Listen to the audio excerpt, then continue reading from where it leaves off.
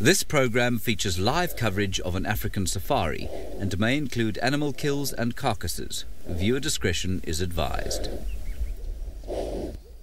Good afternoon, and everybody, welcome to the Sunset Safari here in Djuma in the Sabi Sands. That was a southern blacktit. And my name is Steve, joined by Craig on camera. And what a marvellous afternoon it is. It's not too hot. It's about 28 degrees Celsius, about 86 degrees Fahrenheit. I think I might have got that completely wrong. But anyway, it is a wonderful day. And what Craig and I are going to do this afternoon is we're going to go and see if we can find any more tracks or sign of that lioness that was in the drainage just around the corner here. We were forced to abandon the search this morning due to the fact that there were too many elephants on site.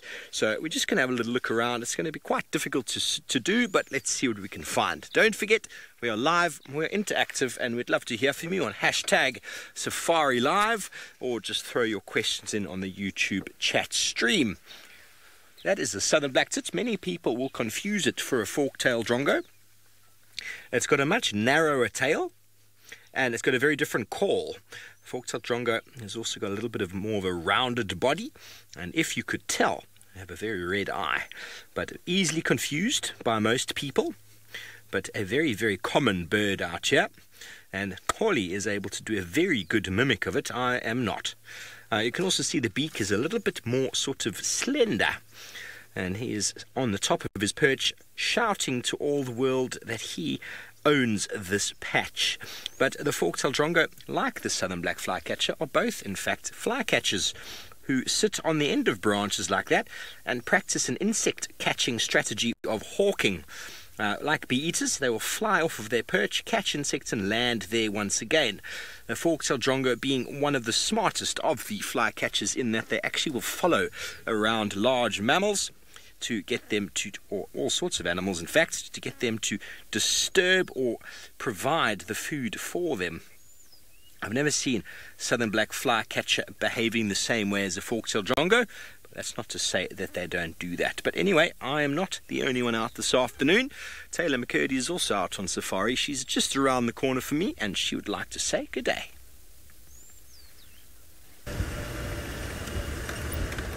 Good afternoon, everybody. Hello, hi there, how's it? Whatever way you prefer to be greeted. My name is Taylor, and on camera with me today is Thenzo.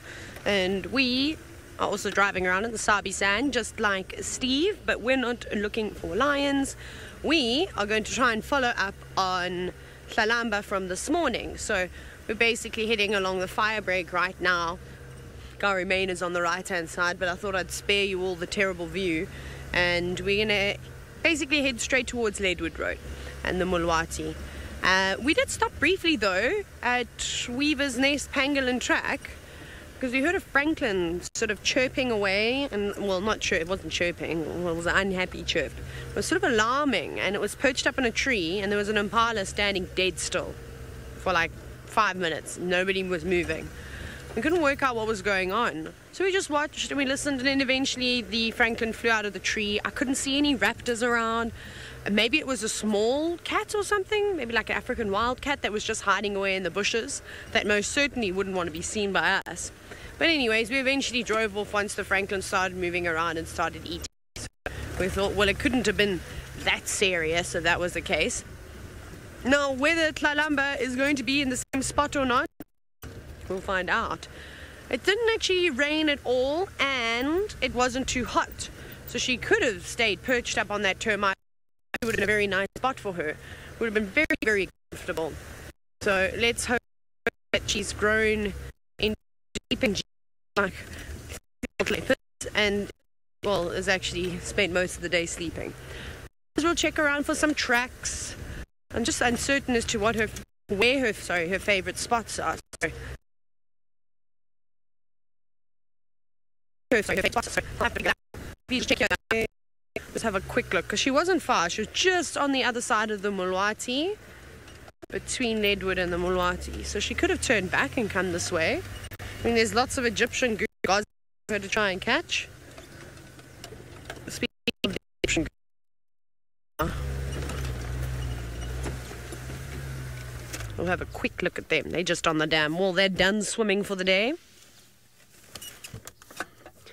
Just 3 of them.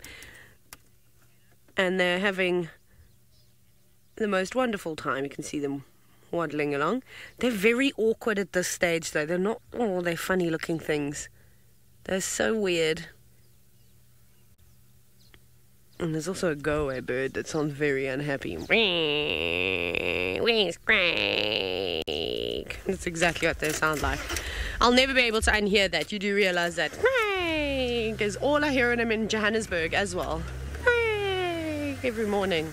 It's ridiculous. Well, luckily for Craig, I think most of the team think about something similar. And Senzo, should we just have a quick look as these goslings go down into the water? Wonderful. So Craig is probably the most thought of person in camp, and off the goslings go. Finally, Patrick has made it safely to the Mara, with or without his clothes. I'm not too sure. Let's go and see how he's doing.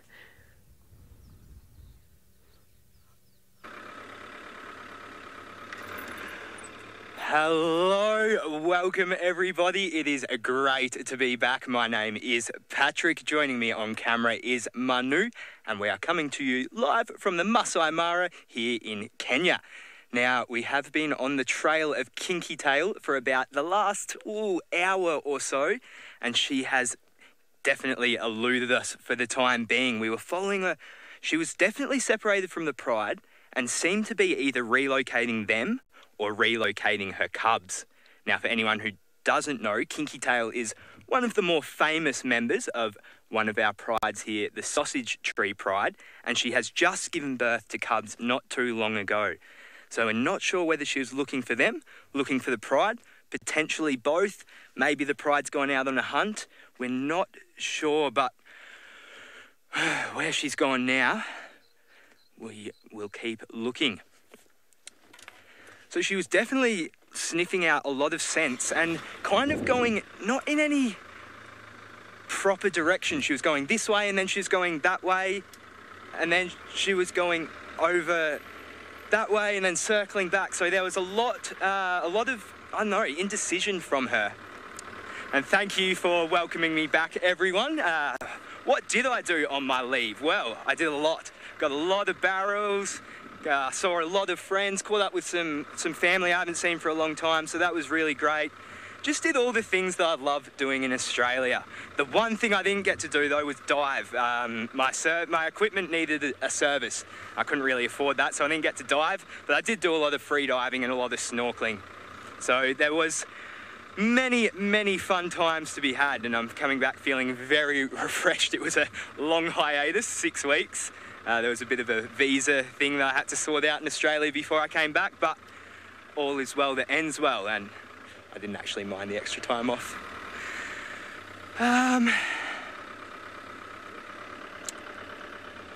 Still scanning around for Kinky Tail.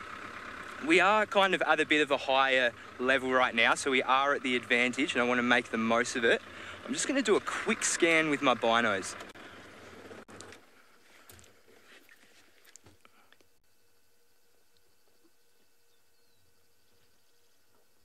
And grass, grass, grass, more grass.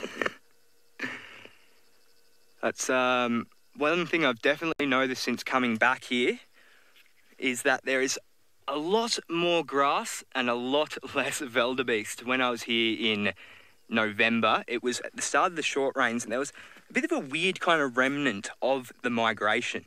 So there was still quite a lot of wildebeest, quite a lot of zebra. And since then, it's definitely settled down. I think I've seen one wildebeest the whole time I've been here in the Mara. Well, I've only been here a day, but still, I saw a lot the other time. No kind sign of Kinky Tail still, so I'm going to continue on my hunt. And I believe that Steve down in Juma is also trying to find a lioness for himself. Welcome back from leave, Patrick. I hope you've had a good one. No diving though, but I'm sure he got up to all sorts of other shenanigans. Anyway, we are in the same sort of boat as Pat right here. We're trying to find a lioness in grass that's taller than up to my waist. So anyway, there were tracks of a lioness who we believe to be amber eyes. I'm not sure.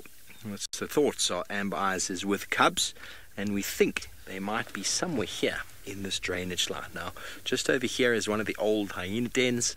On the other side as well, there's another hyena den there. So we're going to sort of have a little look around, listening, sort of feeling our way around.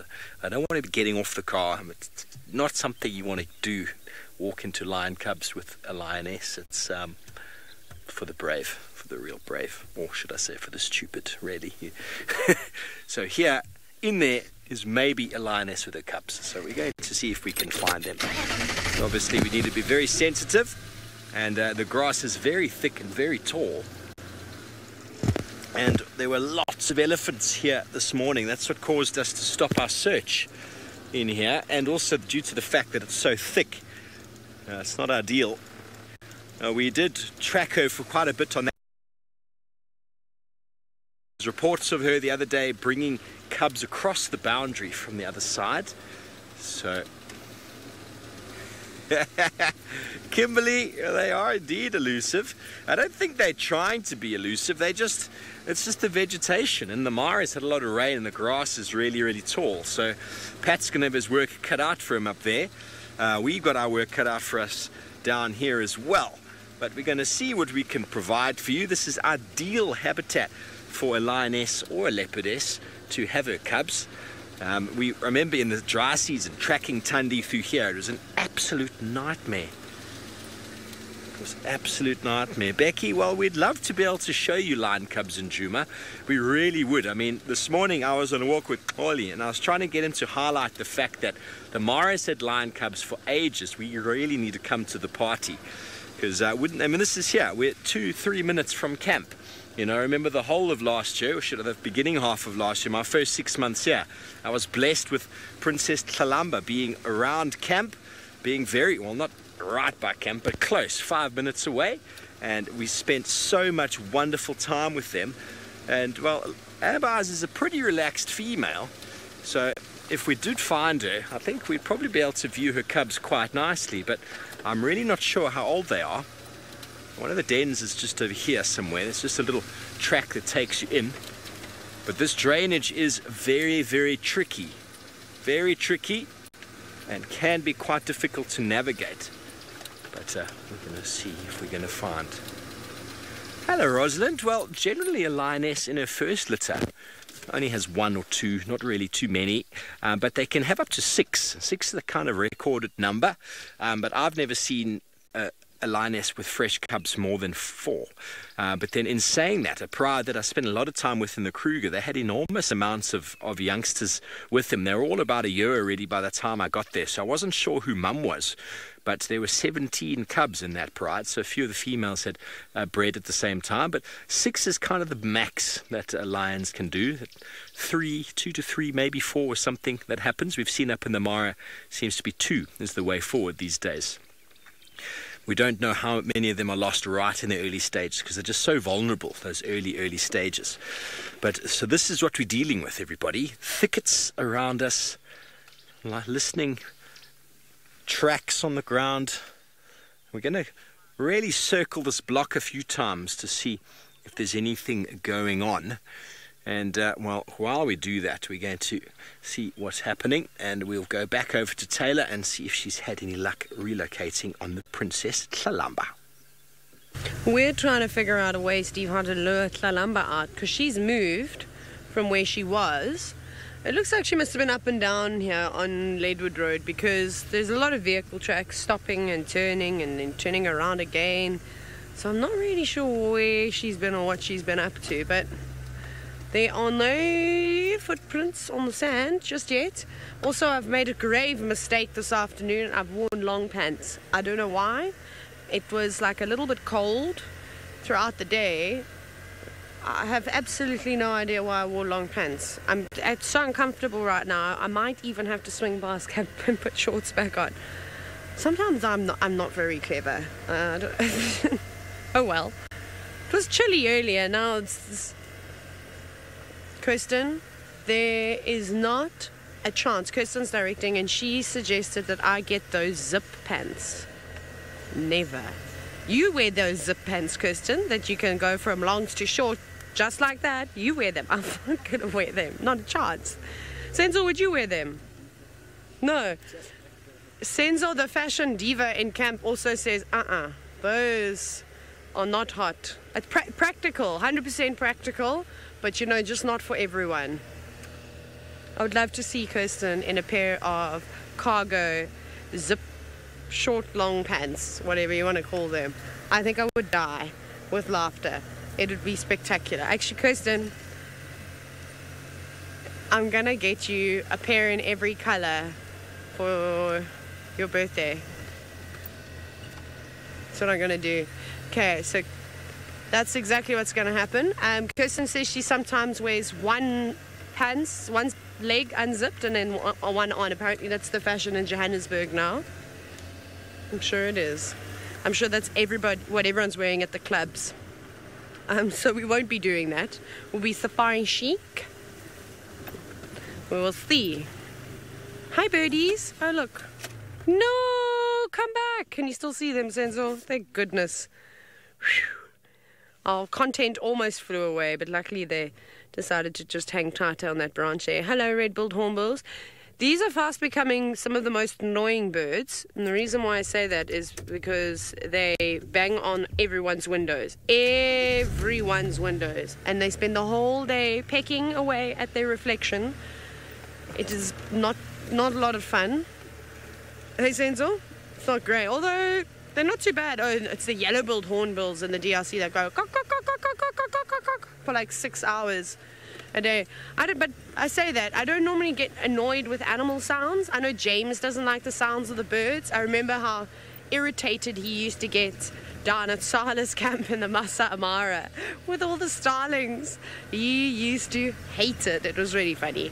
I didn't mind. I used to just sleep straight through that sound. Ooh, is it a cuckoo? It is. Land. Hang on, we're going to try and get you a cuckoo. I've been trying to put an African cuckoo on camera.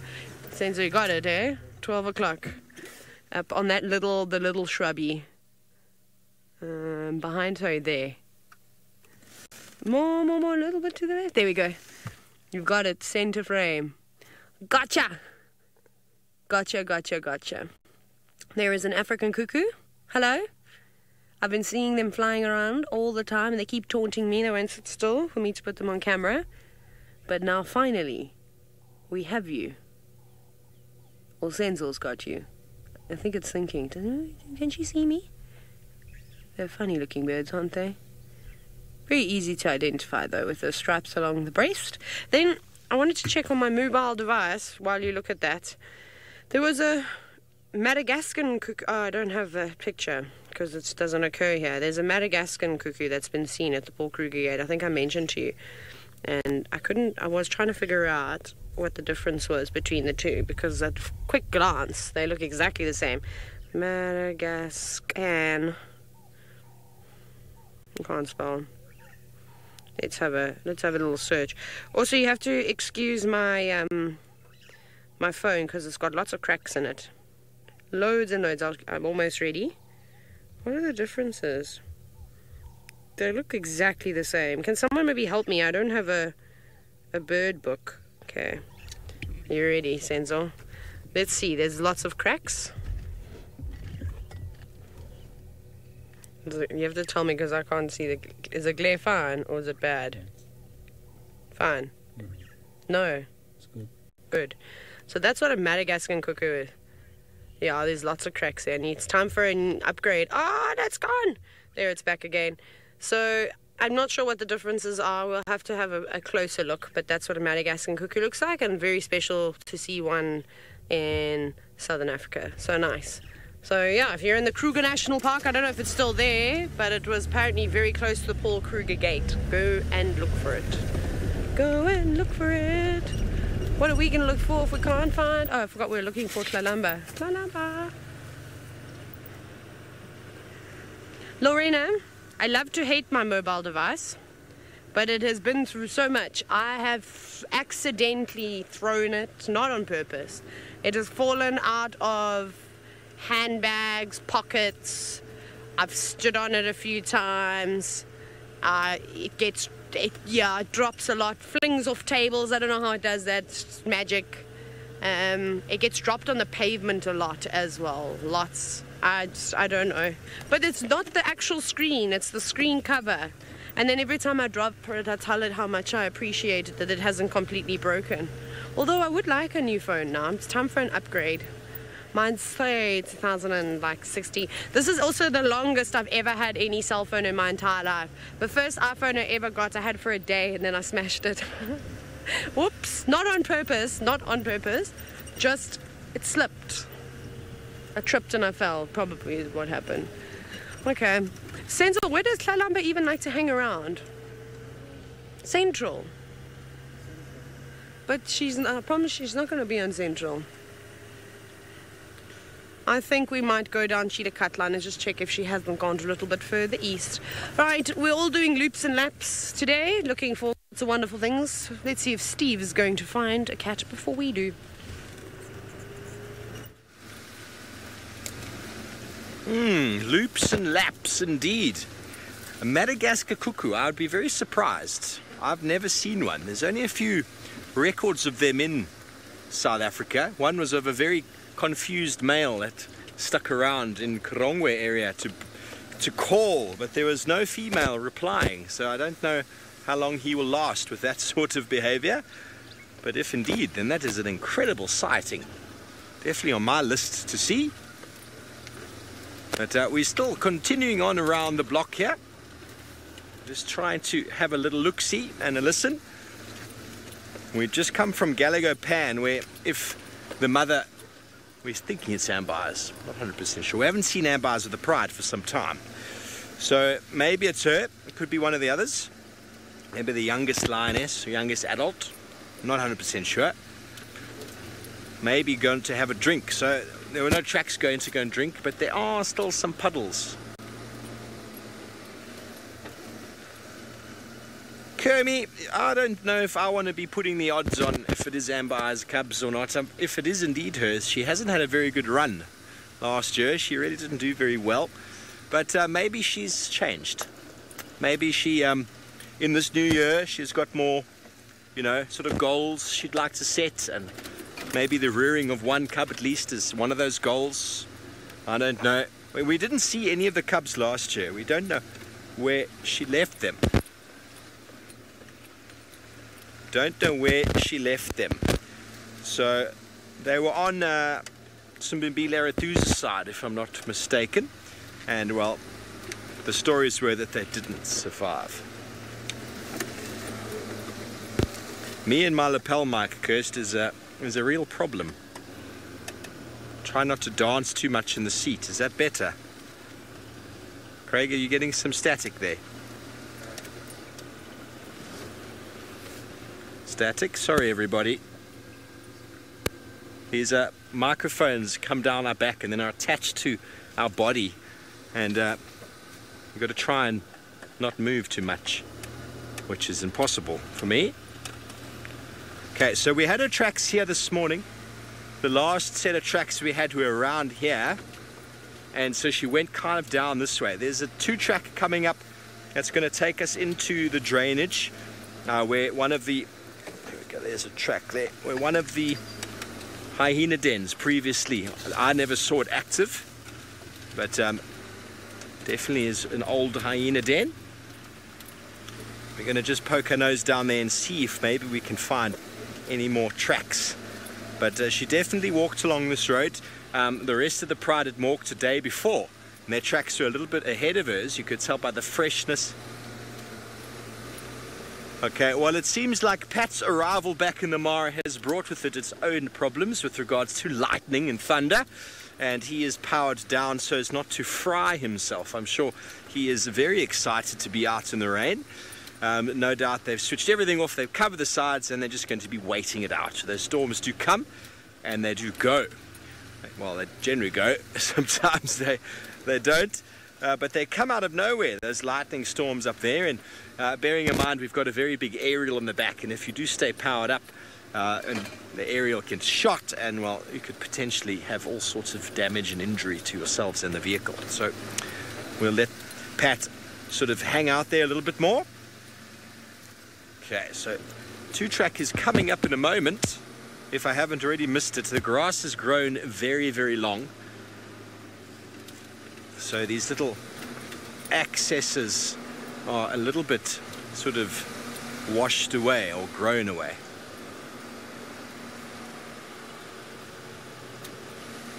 Okay.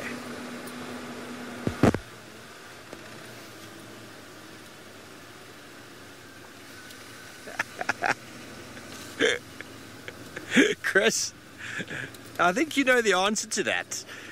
Chris, I'm not going to try a marula coming out of an elephant's bottom today or tomorrow.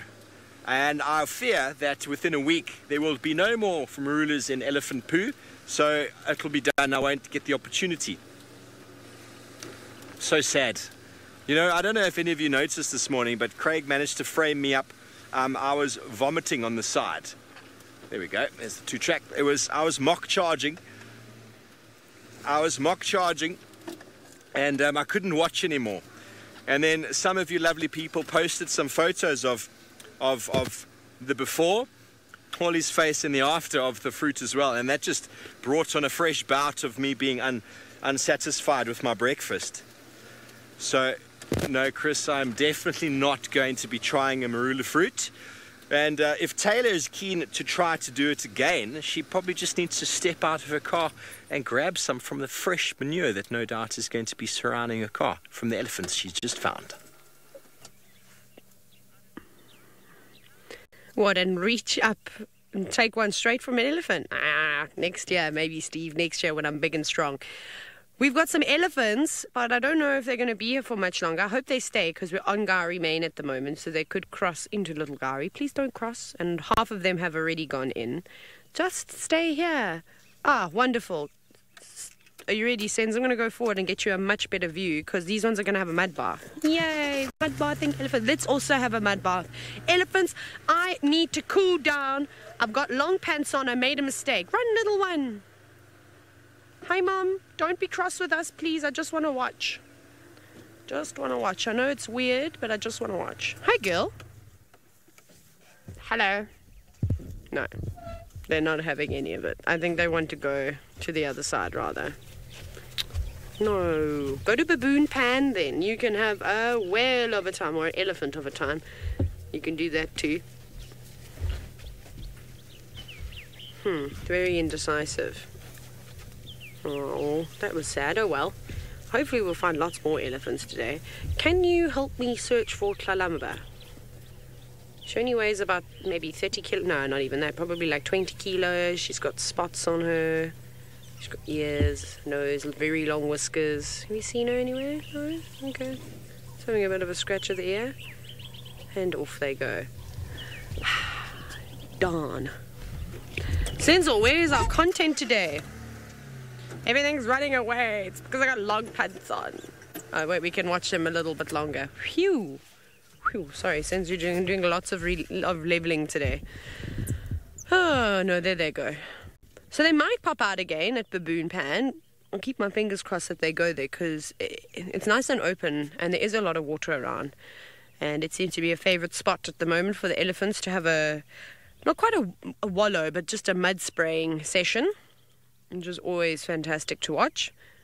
It looks like they've done that earlier today, though. It's slightly dried on their backsides. All nice and crusty.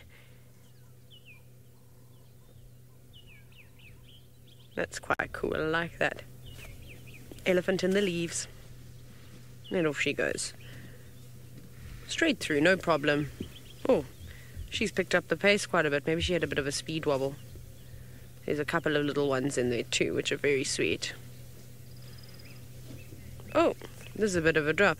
I also hope that I can see Daryl or Fang before I disappear. That would be really nice. What happened, little elephant? Did you topple over? There's a serious drop there. Maybe an old wallow that's dried up and now filled with grass. Okay. I don't know if Daryl will come back. Actually, I don't know where Daryl is at the moment because Shannon, who used to work at Earth Lodge, she was the one that was always posting pictures of Daryl, but she doesn't work there anymore. So now I don't know if anybody loves Daryl like we used to love Daryl. I'll have to phone Candy, my old tracker, and ask him to let me know when he's around. I think that might be the only way. Or if he climbs up onto the roof, he's sure to make papers. Funny elephant, that. Okay, we're going to come back here. Oh, a dacre. I'm really surprised we have... No, come back! Ah. Sorry, everyone. This is going to be my luck today. I am the queen of the animals disappearing like this. Going to be one of those, I see. Ha ha! Challenge accepted, animals. I will show everyone. Kirsten says, awesome sighting. It was spectacular. It was the best dacre sighting I've had in my life. The longest one, too.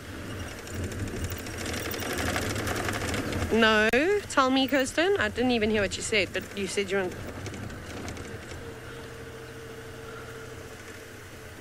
See, look how beautiful this is. Cold law.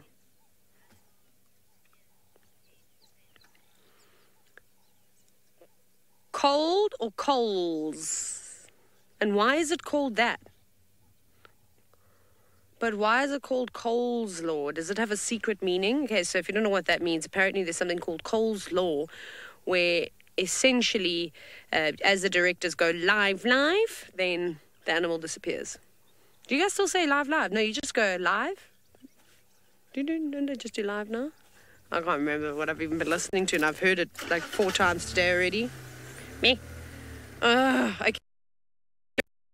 Oh, you still do that live? 5, 4, 3, 2, 1. Live. No crash cuts. Picture breakup. If you can hear, wish you could all hear the terror in a director's voice when there's picture breakup or something goes wrong. It's the end of the world. Go stationary and link. What else do they say? That's really funny. Kirsten tells lots of lame jokes. Those aren't ever funny. The question. And all the directors sound the accent. They don't really, but that's what I hear. I just change them. Sit there, and they probably mock us all the time too. Kirsten, what do you say about the presenters? What do the presenters do that you guys sit and talk nonsense about in Final Control? Now Kirsten's not going to say anything. She's going to let me do the whole show by myself. Okay, tell us. We want to hear. I like to make fun of myself. I always say bad things about myself before anyone else can say them. I think that's clever. And I'm waiting for Kirsten to tell me what they mock us about. Oh, they can't think of anything because we're just so perfect. The cameraman and presenter. Kirsten says the question when we go, sorry, we couldn't hear you. Getting names wrong. They really can't stand it when we get your names wrong. We're really sorry about that. I'll just apologize on behalf of all presenters. We don't mean to say your name wrong. It's just that nasally accent that comes through from the directors. So if I say Senzor versus Snenzor, I mean, you have no idea what you say. Kimberly. Just like, and then you got to guess. Then you got to wing it. At least we'll just keep ourselves entertained for the day. That's exactly what happens. So now you know the truth is out. Kimberly, not Kimberly. Kimberly. Yeah, it is very funny. Anyway, so that's that really. Should we do a drive-through here? Okay, so Columba was not. Well, she went through the Mulati. I still think her general direction is going to be east. So if she's hungry and she was excited about all sorts of things, this would be a very good area for her. Along the drainage line, we just saw a dacre. Well, you didn't get to see it, but I promise I saw one. So there'll be Sternbok and dacre and lots of random things. Maybe lots of squirrels too. And franklins. Yes, catch your franklins. Catch all of the franklins. We can do some birding as well. I forgot we were allowed to do birding. If I can remember the birds. No, there's no birds. So we'll drive very slowly and just check around here to make sure. Kirsten's complaining, go stationary because there's no signal here. Can you go across to Steve? So I'm going to send you across to Steve now, and let's hear his director's voice. Don't panic, Kirst. We'll be okay. Taylor is just losing signal for a moment. Kirst never panics though. She is the director today and she never panics. I've never seen Kirsten or heard Kirsten panic. But anyway, we are just popped down there and there's nothing that we can see.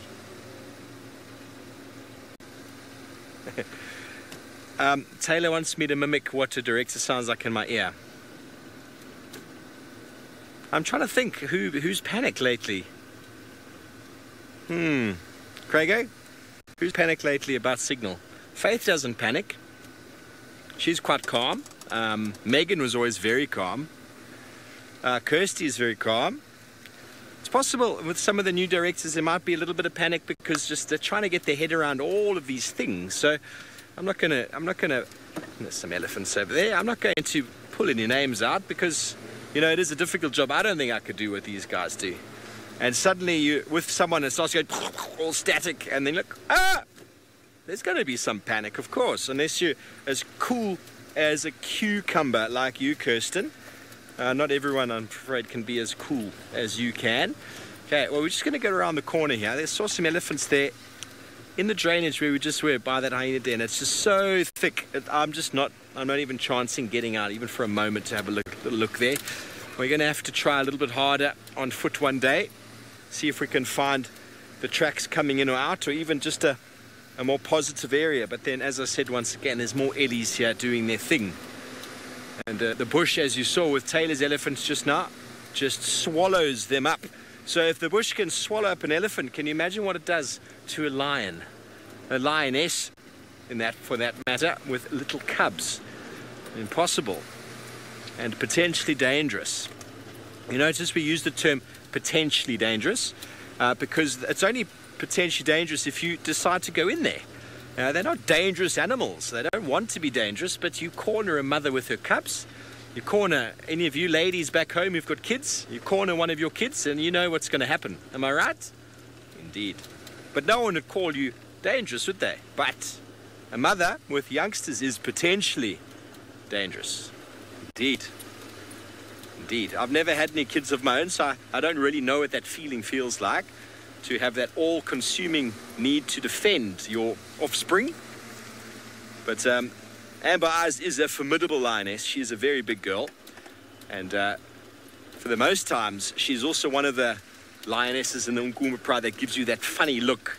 Normally, anyway. Hello, Eloise. Well, we're going to assume that the cubs are from one of the evoker males. I saw her mating with Blondie, but then she probably mated with more than one. Mated with all three of the brothers. She didn't mind.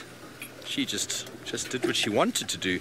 So Amber Eyes was mating while I was in the Mara, and then I came back and I got her, I think, on one of my first or second drives back, and she was mating with, I think it was the blonde male, and that was near Chitwa. But other than that, I haven't seen her with any of the others. But it's not uncommon for the lionesses to have more than one of the males. We saw that with the Sausage Tree Pride, with the Eldonio Payak males. They most certainly sort of moved around, the two males, one at a time, different days. It was very, very interesting for me to see how long the tree climbing lioness was actually mating for. Or it was Kinky Tail, actually, when I got to the Mara. She was mating for 2 solid weeks. Which I've never heard of. You know, you can read anything you want in the book and you can study whatever you like. You see, the elephants have disappeared. Study whatever you like and the lions or the animals in the wilderness will surprise you. So we had some elephants in the distance, but now, as you can see, the bush has swallowed them up. Craig's going to see if he can frame something there, but it's very thick. Very thick.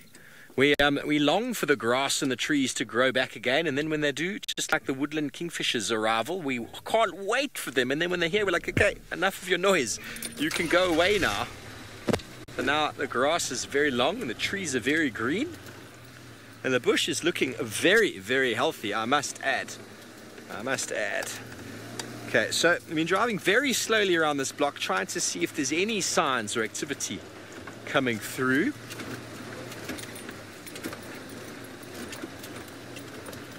Crafty, which is the most protective animal in the bush? Well, all mums are protective, of course. But, you know, you've got to bear in mind that the bigger you are, I suppose the more protective you can be. Yeah, there's a beautiful laughing dove sitting on top of the termite mound there, Craigo. After our segment this morning with the breeding herd, we moved to this termite mound for some safety in case there are more elephants following. So I would say elephants are pretty protective, very protective in fact. But then, of course, lions and leopards for their youngsters. Most of the other animals that we know of, they're able to, or a lot of the other sort of potentially dangerous ones, their youngsters either hide away or are hidden in burrows, which means the adults don't need to be protective. But a lioness, because the youngsters are sort of just hidden in a little bush, they're not really protected. She will not run away. Elephants obviously can only run as fast as the babies, and so they will definitely stand their ground. And a rhino can also be quite protective, although they will often try and move their youngsters away rather than confronting the danger. But that is not always the case. Buffalo are well known for turning on a predator. And as a herd, they're also well known for running away from man on foot. So, but I wouldn't say that doesn't make them protective. So it's a very good question. But males, generally, they're quite quite softly spoken, as it were. And they'll often move away, whereas lionesses will stand their ground for the protection of their youngsters. Very good. Well, the laughing dove is definitely not a protective individual.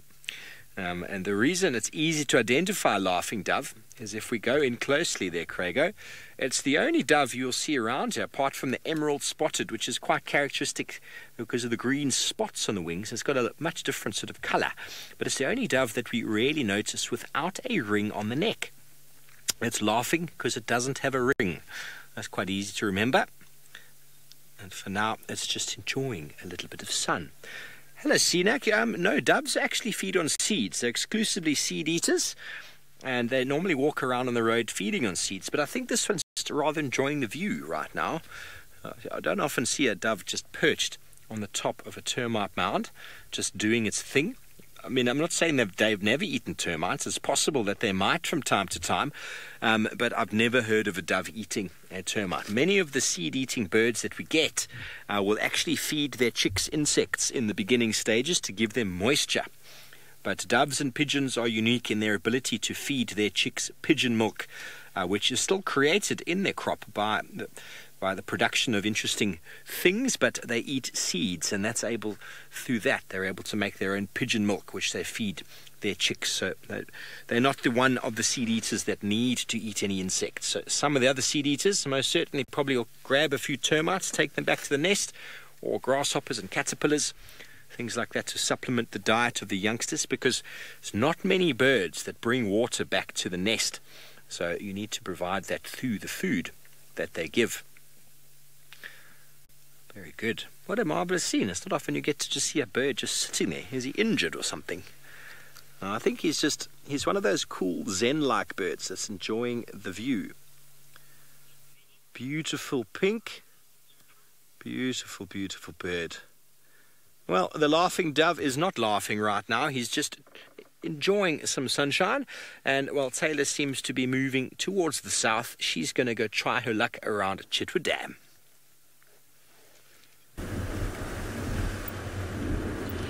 So Kirsten has put on an accent now, but the funny thing is she still just sounds the same. So little Leo Smith, aka Dylan, sent me a message about elephants and Chitwa Dam. But I might be a little bit late because I had my phone on airplane mode. Ooh. And then I on quite late, which was a bit of a problem. I don't know how long it was sent because I didn't check it. I just drove. I did a U-turn and I drove straight here. So we shall see in like, because we're almost down at the dam. I'm also just doing a good old scan as we go down. The leopard Sibuya has been hanging around here.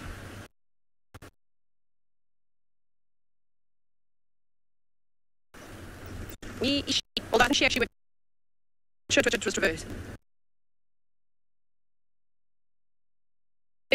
I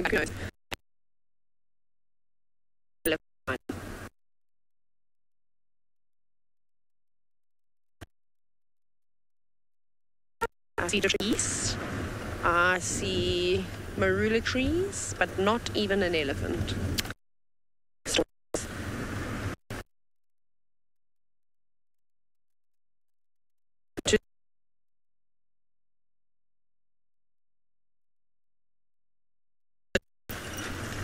Sorry, everybody. Apparently, there was a little bit of signal breakup.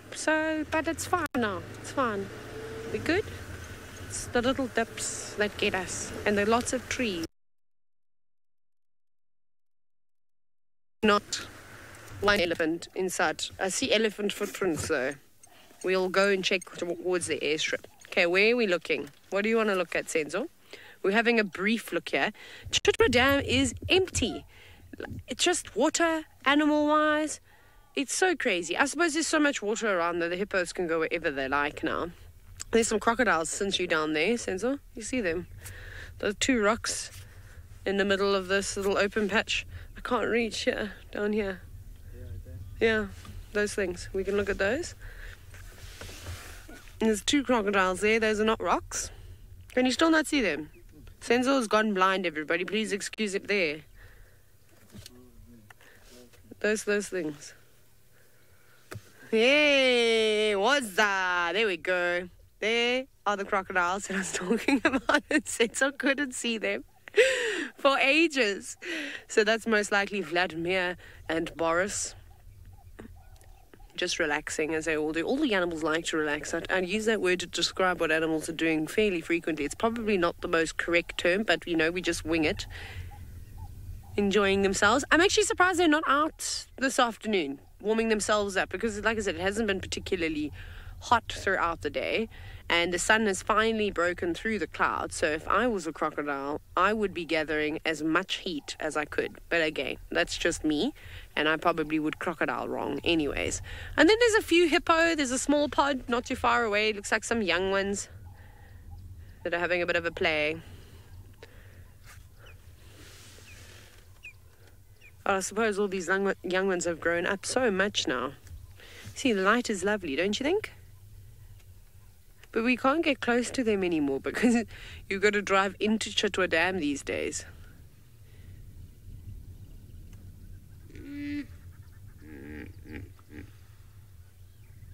That's what I was waiting for, that sound. Disappointing, only one hippo wanting to sing his beautiful song. Oh well. Okay, Senzo. We are going to continue. What are we going to find? We're going to look at waterbuck next because they're walking on the dam wall. Let me just check down here. So there are elephant tracks, but where did they go? This is lots and lots. Oh, look, marulas.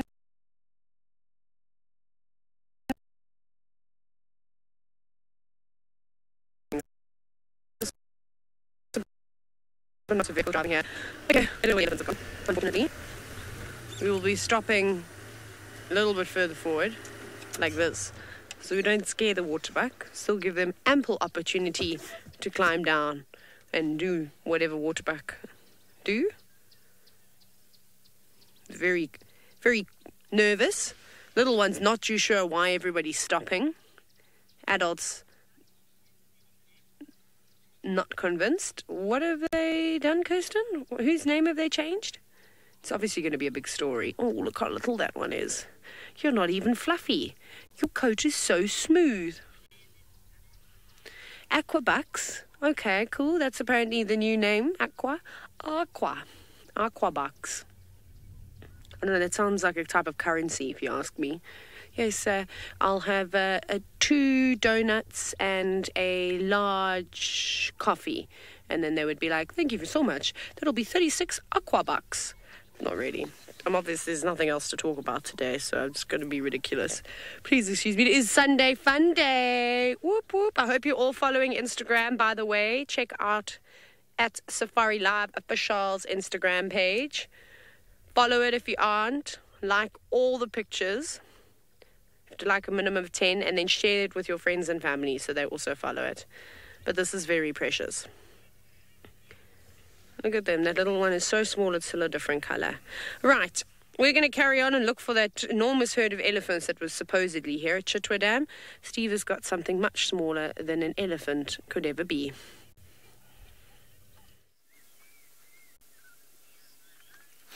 Everybody, we found some butterflies mating.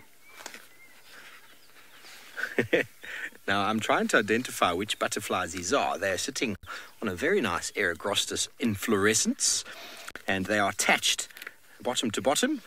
They are mating. Now, I think it is one of the whites, but I'm not sure. I thought it was a brown veined white, but I haven't found it in the book yet.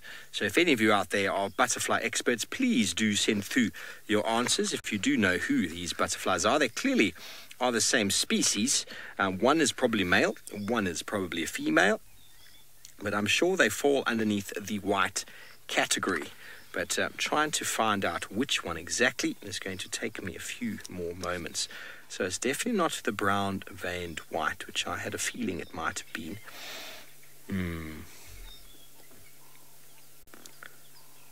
African common white, it could be. It could be. There's such similarities in a lot of these butterflies in the book that you've got to know exactly what you're looking at. So it possibly could be a African veined white or a common African common white, but I do stand in everyone else's opinion. If you have any ideas what butterflies these are that are mating there, let us know. Hashtag Safari Live. Well, there's another one. Meadow white is a very common butterfly found across the country. Potentially could be, but I don't think so. I wonder if any of my butterfly experts are watching today.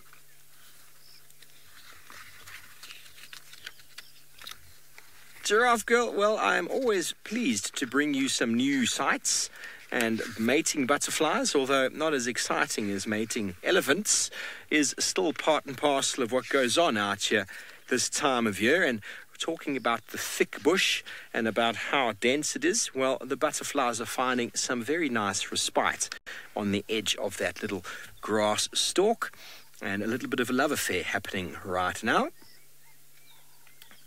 But I'm not sure who it is. Definitely a white. But which white, everybody? Help me out there, if you don't mind. No guesses yet. Okay, so maybe a meadow white, although it doesn't have the same orange to it. Pinky, you reckon African common white? It was one of the ones I think I said initially. African common white. It just, the male doesn't seem to, or the male does actually seem to be there. Let's have a little bit of a read here and find out. Often in the same migrating swarms as the brown veined whites, male resembles the brown veined white. So that is very possible. A female and a male mating. Very, very good. So the female is white and the male has got the yellow. But every now and again you'll find a female that's also got the yellow. So it is one of those things, everybody. Take your screenshots. We'll make sure that we tag the experts in there, because I must admit, butterflies are something I'm still working on. James Richard has commented and said the African common white. Well, sir, I do know you know your butterflies quite well, and I'm super excited that I was able to actually get that in a list of 3. So it is a work in progress, but I suppose once you've learned how to guide the guidebook, then you can find them quite quickly. But also, once you've seen enough butterflies, you can kind of go to the area in the book that you want to look at. And whites, we went straight for the whites. And, well, if you're agreeing that is an African common white, well, then I bow to your experience. And very, very nice. I wonder, James Richard, if it is a new species for you. Probably not. But have you all seen them mating before? Because if not, well, there we go. Brought to you right here live on Safari Live. I wonder, Kirst, should we do a little broadcast here to the world? I'm only joking. I'm only joking. The only action here is between the 2 butterflies.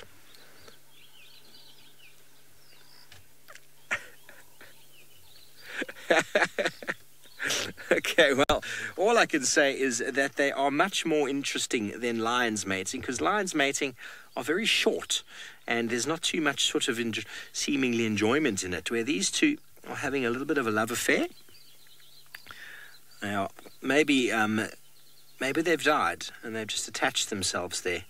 They haven't moved. They haven't fluttered once. But you can see the spot pattern on the wing is those little dots along the edge, seemingly quite characteristic, although a fair bit of variation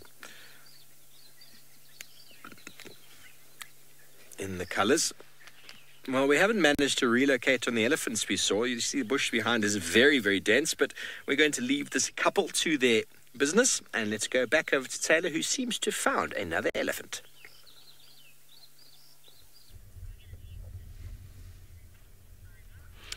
Look what we found, an elephant that's got its bottom facing us. Oh, lovely. So I did not find the enormous breeding herd that was supposedly here. But what we did find is a single bull going straight towards Chitwa. Oh, I'm being summoned on the radio. Standing by.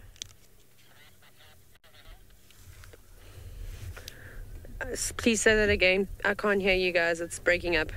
Sorry, everyone. I'm just trying to try. I'm on a game driver. I'm on the northern end of the airstrip.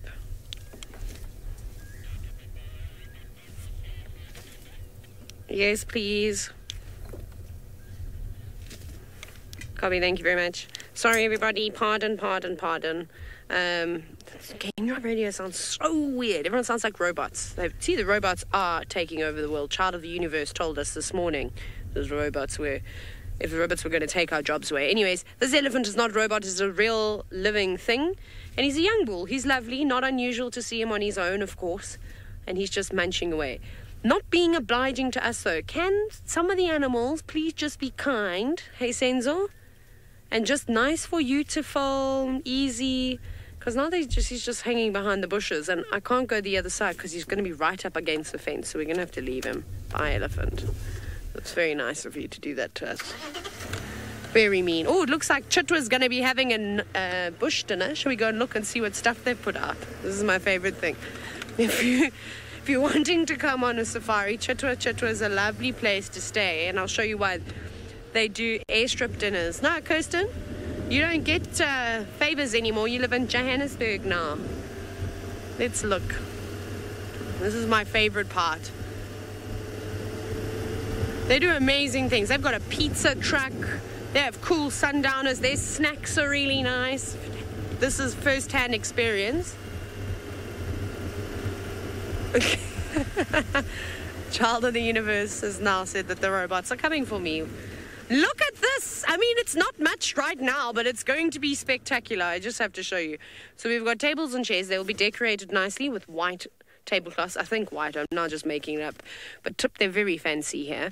And then they've got there's all the tables and chairs. And so that'll be nice. So that'll go in the middle. It doesn't look glamorous now because they're preparing. Then on the left in the cage, you've got to have lanterns because lanterns are very dangerous. So they've got to stay locked up like that. And then, of course, a beautiful candle holders. Look how lovely those are. And then that's the barbecue grid over there. So that's quite nice. I feel like I'm in Beauty and the Beast now. What was that character's name? Who was the candle holder? And I think he sang songs. It was Beauty and the Beast. Hey, I'm not going crazy. Kirsten is now bored of me talking about nonsense. Please come and say chitter. It's lovely. Off you go to the Mara with Patrick, where it's apparently a whole lot more entertaining. Well, sometimes Mother Nature likes to pull your pants down, bend you over her knee and give you a big old smack on the bottom, then leave the room without telling you why. That has happened to me right now. So the reason we lost Kinky Tail is because she bore us through a very treacherous patch of terrain. And while we were trying to navigate it, that's when she gave us the slip. So what we did was we circled back around, came through more terrain, more mud, and, well, still no sign of her. But I didn't get in the Marshmallow Club, which very, very, very nearly could have happened. And I'm sure Lauren would have loved that if I did take the focus off her last little incident. So we just came back and are looking along the tree line now because it had been heavily raining, so perhaps they had seeked out some shelter earlier on. But there doesn't seem to be any sign of the rest of the pride. And as for Kinky Tail, well, she is also nowhere to be seen, but we do have what looks to be like a raptor in this tree. Giraffe girl. Giraffe girl, yes, I will definitely find you a giraffe. We actually came across quite a few before, so I can actually head back down that way. I don't think I'm going to find the sausage tree pride in this area, so I do need to move off anyway. So we see, this looks like a juvenile. I'm not exactly sure which species this one is, but it definitely looks like a juvenile. We can see it's got its ruffled feathers. Very cold out here today, only 17 degrees Celsius. So anyway, without further ado, let's press on, look for this giraffe, and hopefully pick back up on something to show us where the lions are.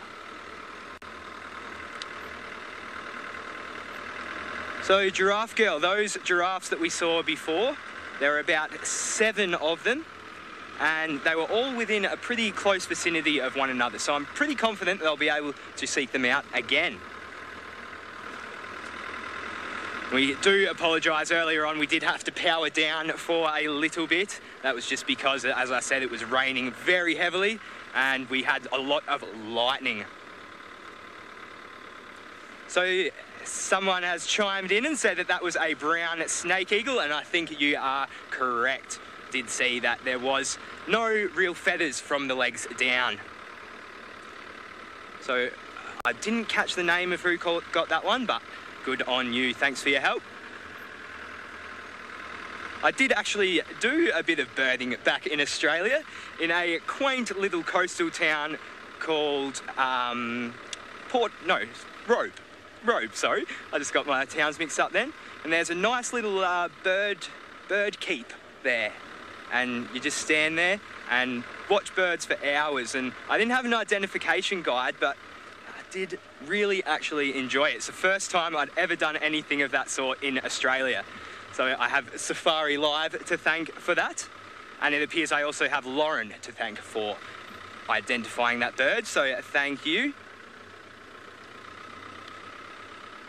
But yeah, it was also amazing just to see how much doing this for Safari Live has actually changed my perception on Australia.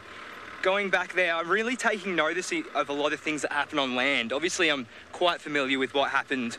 Sorry, I'm just going to go back and make another turn. Quite familiar with what happens in the water in Australia, but not so much on land. So to really see these little interactions between all these species that I never would have even thought of picking up on in the past, it really added a whole new dimension to my trip back home, focusing on land as well as water.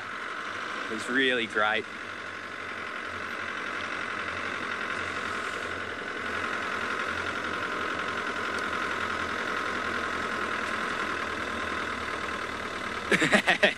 Jules, it most definitely is a lot cooler here in the Mara than it is in Australia. So in Australia, we were getting up to, one day we had 48 degrees Celsius. It was an absolute stinker of a day. And so most of the time it's been up around, 35, 40 degrees. So to be here in the 17 degrees of the Mara is, well, it's chilly. That's why I've got this on.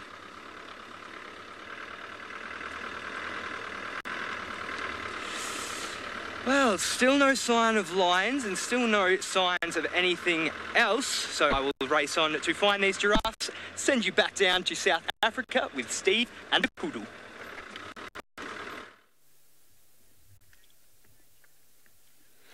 Well, thank you very much, Pat. Pat was telling me certain things before he left about, he's wondering what his mindset will be when he gets back to Australia after being here for 3 months or so.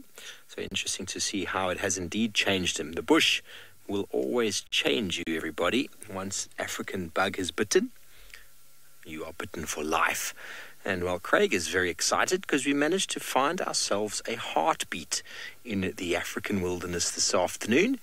And well, what a beautiful animal it is indeed, Kudu. And well, she's also quite tentative of moving through the thickets here because, well, it is so dense. She's also having a little bit of a view off of the termite mound. And she's being plagued by all sorts of flies there, which are all just gunning for any moisture. Her nose, her eyes.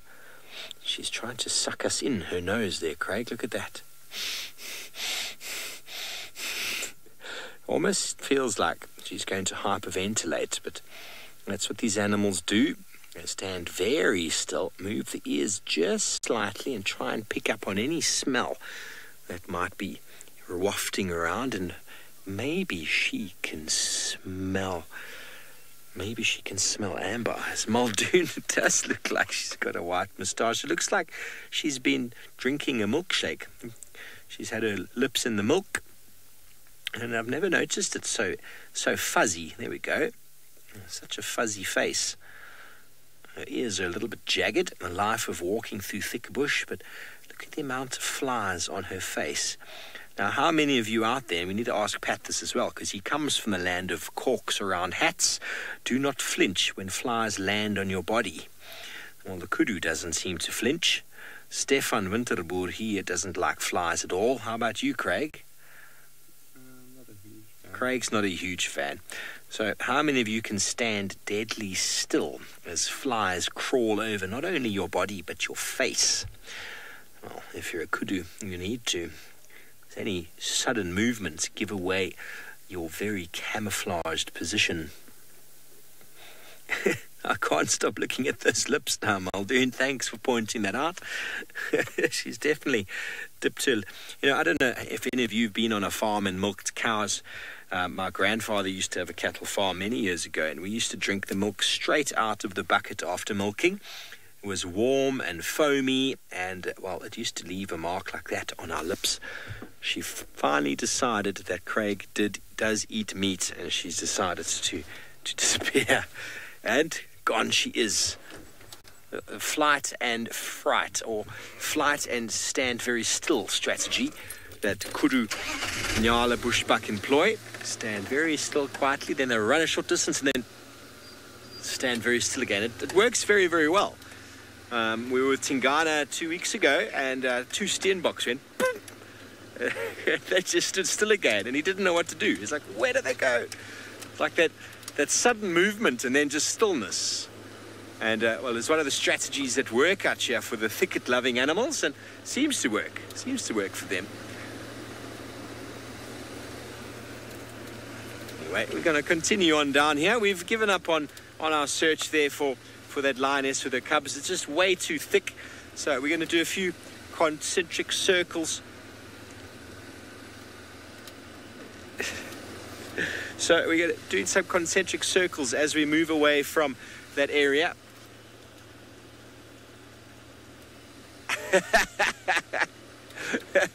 Genius, she did. She took offense to me talking about her moustache. Well, I wasn't really talking about her moustache. I was talking about how she looked like she'd drunk some fresh foamy milk. Have you ever seen it on a cow, like a little calf after it's suckled? It's got all this foam around its mouth. Very funny to see. Very funny to see. Well, there's lots of birds flying through here. I wonder, there's all fork-tailed drongos and the like. Emerald spotted wood dove calling.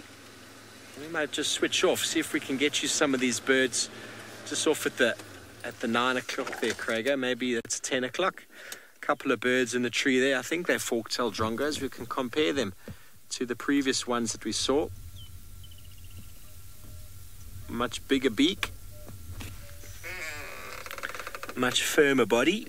See, the beak's much thicker The tail's not always a giveaway, because this time of year there's lots of young fork-tailed drongos around, which have also got a little bit of a paler colour. They've got a little bit of sort of downy feathers on them. They don't have the full dark metallic colour to them. And see how that one's tail feathers also weren't completely erupted. So sometimes you can mistake a fork-tailed drongo with a southern black flycatcher, but the body shape and the thickness of the beak is a good thing to look for. And I personally believe that the southern black flycatcher actually mimics that of the fork-tailed drongo, because who wants to mess with the fork-tailed drongo? It's like cheetah cubs apparently resemble honey badgers, because who wants to mess with them? Nobody does. Nobody does want to mess with them. So, bird in the road, just to compare to the laughing dove before, here's clearly a ring-necked dove, a Cape turtle dove walking in the road. And you see he's not laughing because he does have a ring on his neck. Walking around feeding on seeds. And one of the interesting characteristics that seed-eating birds have is they've got sort of a polarized lens on their eye, which enables them to actually differentiate between seeds and sand grains. Obviously, they will still ingest a few sand grains to work in the gizzard for the breaking up and the crushing of the seeds, but they're able to see the difference in the reflection of a seed versus a sand grain, because obviously sand grains are a bit more shiny. They're very, very small, but they do have a sheen to them, and so they're able to discern the difference between them, which is very, very interesting. There we go. Walking. A lot of walking is done by these individuals. And if you look at the track, you'll notice that they walk with their toes facing inward. And that's where people get the phrase from when someone walks pigeon-toed. When they walk with their toes in, you call it pigeon-toed. And then if they walk with their toes out, they call duck-footed. And when you see geese or ducks tracks, they walk like that. And when you see pigeons, they walk like that. Very interesting. Indeed. So I didn't get the name before their curse, but now I've never seen a shoebill. Whoever asked that question, I would love to see a shoebill. A friend of mine recently has been up and taken some amazing photos, but Sandstar, I have not seen a shoebill, but I would like to. Very strange looking animals, very, very strange. And they almost, apparently they don't do anything for hours. They just sort of sit there looking very funny. Because if you've seen them, they've got the strangest face. I suppose the beak and the face combined just make it very strange. And they just stand there. They do absolutely nothing. Oh, well, I'm now going to have to do something because there is a tree in the road. I wonder if this vehicle has got a panga. If not, I'm going to have to push it with my very strong arms. Just move back. Let me guess, Kirsty, you want to wait and watch me push it with my strong arms? Or am I going to link away? 5, 4, 3, 2, 1. Okay. There's a bit of a delay. So when I ask a direct question like that to Joburg, then generally it takes a bit of a delay for them to get back to me. But let's see if we are able to... Oh, this is not going to be easy, Craig. I think Craig might have to help me. This is not going to work. No.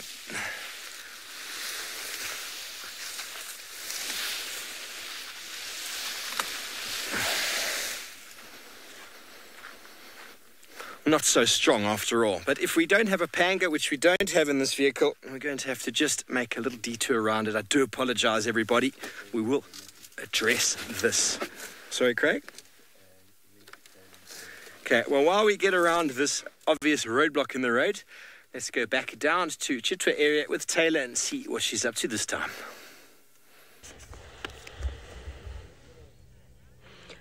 Oh, we decided to look at a marula tree. Oh, wait, look, there's a leopard. Ha, ha, ha. This is why we were waiting around on Chitwa. Now, there is a leopardess in the tree. Whether it is... Oh, I don't know who it is. Maybe Tandi or Kuchava. I can't see the other side of her face, though. I can just see 3 spots on the left. But either way, both leopards, both mother and daughter, have 3-3. So it's a little bit difficult to tell from here, but I bet, listen, the leopard experts on the interweb, please go ahead. Please tell me who this leopard is. That'd be fantastic. But I'm going to go ahead and say it's either Tandi or Kuchava, but it's difficult to see from here. We're right on Gari Main as well, so could be Kuchava, could be Dunedin. Both have their territories around here. Don't think it's Sibuya though.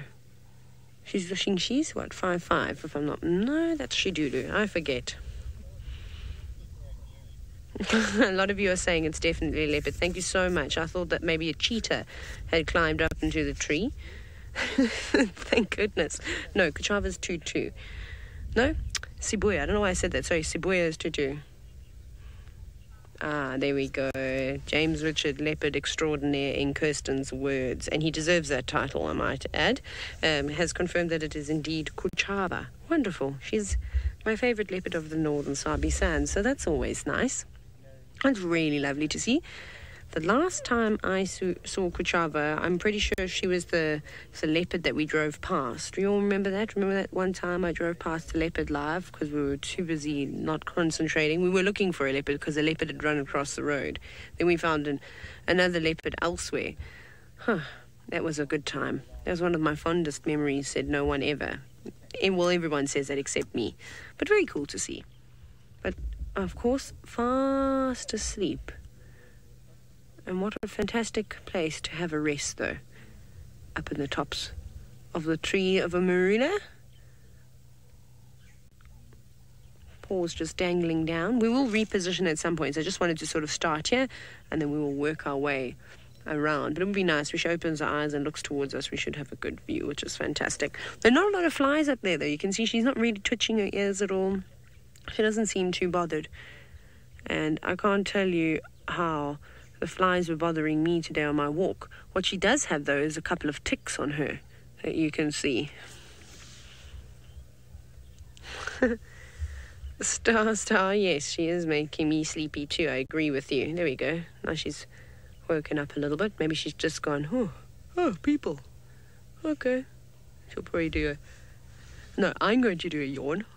She is making me tired. Just sitting here watching her like this. But pretty awesome to see. No. Hopefully she'll wake up. Maybe go have a drink of water. Go all the way down to Chitwa Dam. It's actually been a long time since I've seen a leopard at Chitwa Dam. I think the last time that I saw a leopard was Hosanna. We saw one with Jerry, but that was on the other side of the dam. Anyways, we haven't seen too many leopards frequenting the dam. Hosanna seemed to love it. Tingana loved it at one point. Not too long ago, apparently had a cool sighting of Tingana eating fish. That's nice. Very, very nice. Everyone likes a bit of sashimi every now and then. Apparently Tingana does too. That's quite cool. Was he quite thin, or did he just... I suppose he would have just come across the fish from the fish eagles, maybe not completing a meal. And I think we often forget that leopards are particularly big scavengers too. They'll take whatever they can get.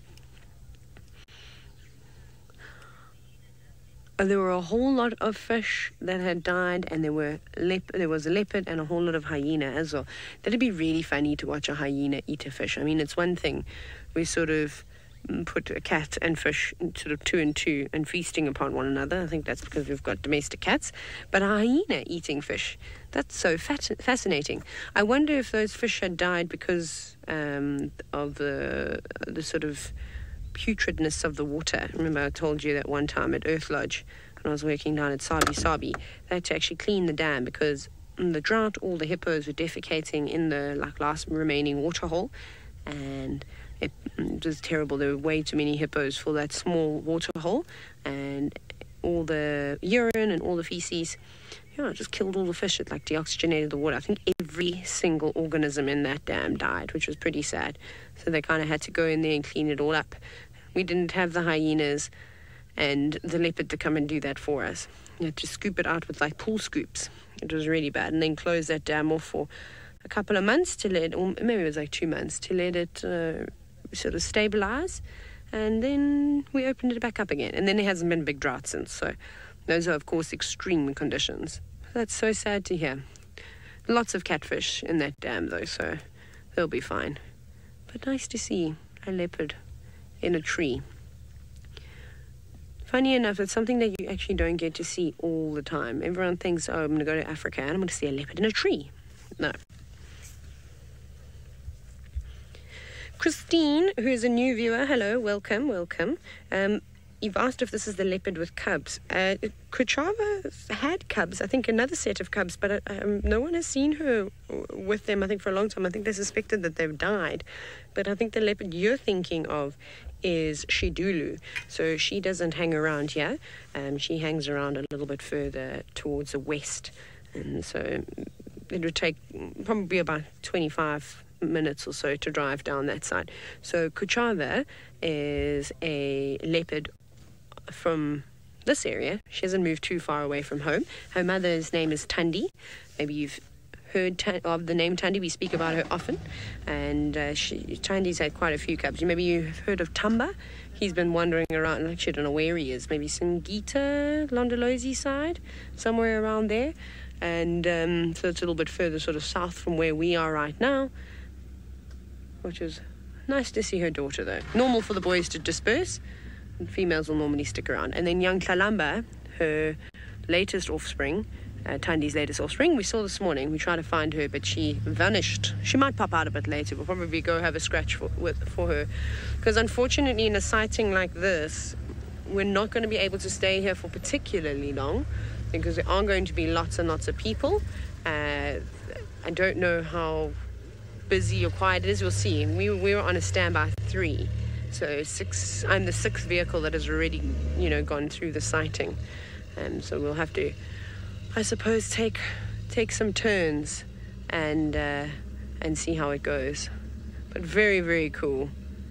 It's kind of an iconic thing to see a leopard in a tree. And when we do reposition, so should we reposition quickly? Yes. Let's steal a space. I've been very polite today. Look at me go. We're going to go in this road here. Meow. We're going to just try park. No, Kirsten, I'm never polite to the directors. Don't be ridiculous. No, don't stall in front of the people. Don't stall. Stalled. That's why I was supposed to park, just like this, to get a different angle before we decide to get silhouetted sunset shots. Yes, Kirsten, I've stalled. Everyone is laughing at me now, but it's fine. Whatever. I made it look like professional. Professional staller. See, Kuchava didn't mind. She didn't laugh. She respects the fact that it's difficult to drive. I was going up a very steep hill, just to be fair. Hey, Senzo. And Senzo had a big lunch today, so now I'm joking. Oh, she's got her head up. How amazing. That's fantastic. Senzo, I'm just trying to think where we're going to park, because also, you see, I don't want to get too close to the other vehicles, because otherwise we're just going to hear...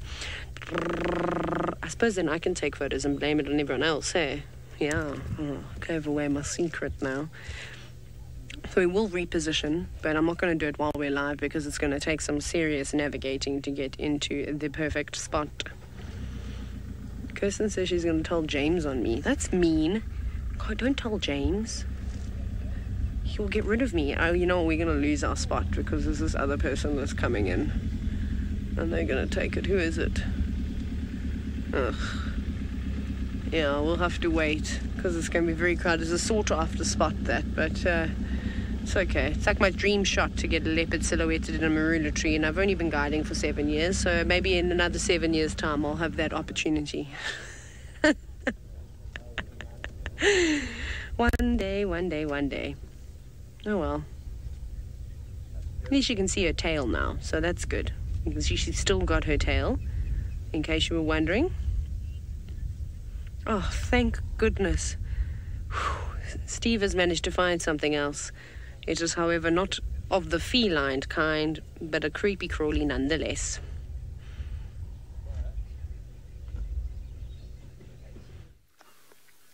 Well done on finding a leopard. I always like it when one of my colleagues finds a leopard, because then that means we can talk about caterpillars and leaves and things. I'm just going to try to show him to you again. He's now been so accommodating until now, and now that you've come to us, he's turned around. There he is. Come on, little guy. I'll hold it for you there, Craigo. How's that? A hairy caterpillar the sort of the offspring of mating mating butterflies. I don't know what species this is. I have absolutely no idea, but it landed on the chair next to Craig after my escapades trying to move that tree. So we've driven with him about maybe 5 minutes. So now it's as if he's gone on a journey to the moon. He's on a completely different continent. But we've got him on a very nice leaf. And we got it. I can't tell you the sex, to be honest with you, but it's very furry. Got very long, furry spikes at the back here. And these hairy caterpillars can often be quite unpleasant to touch. It's one of their defense mechanisms. You can imagine an organism like this that's not capable of moving very quickly. It's a very easy game for a lot of birds and whatever creatures feed on caterpillars. The cuckoos that come here almost exclusively for caterpillars. And so those furs or those spikes will often deter them from eating them. Not always the case, though. Sometimes you'll find birds catching them and then wiping them clean.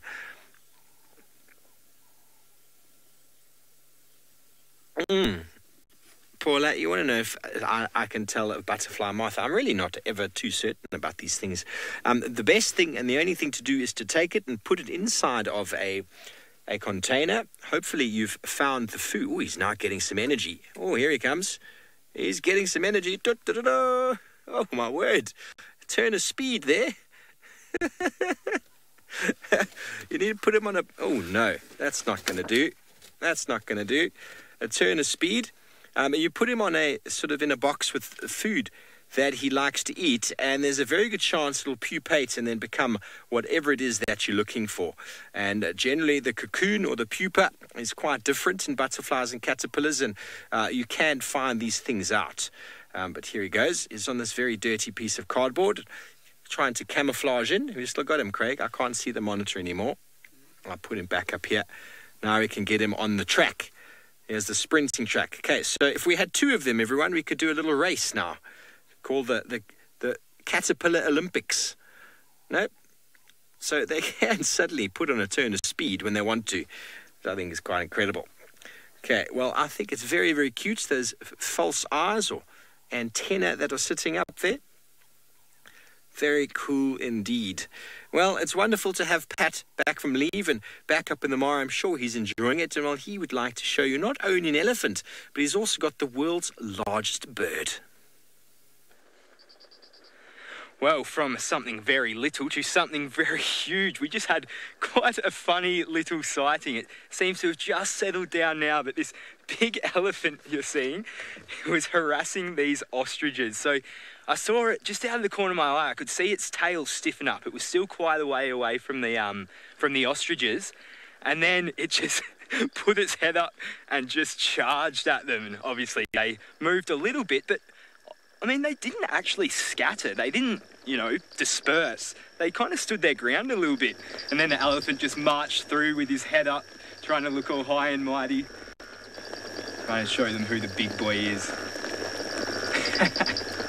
That was great. Now, don't worry, Giraffe Girl. I still am on the way to find these giraffes. It's just the only problem is it was a very long drive between where we are now and where they are. So we've still got about another 10, 15 minutes ahead of us until we get down that way. But rest assured, I will go and find them. So it looks like, yeah, this scene has definitely settled down now. The ostriches are going one way and the elephant's going the other way. I wish we had have seen that just a few seconds earlier. It was very entertaining.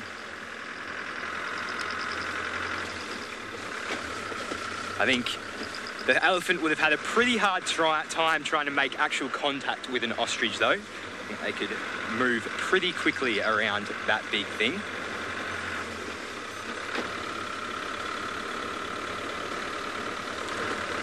Tesla, nice to hear from you again. I remember you asking us questions on Dive Live.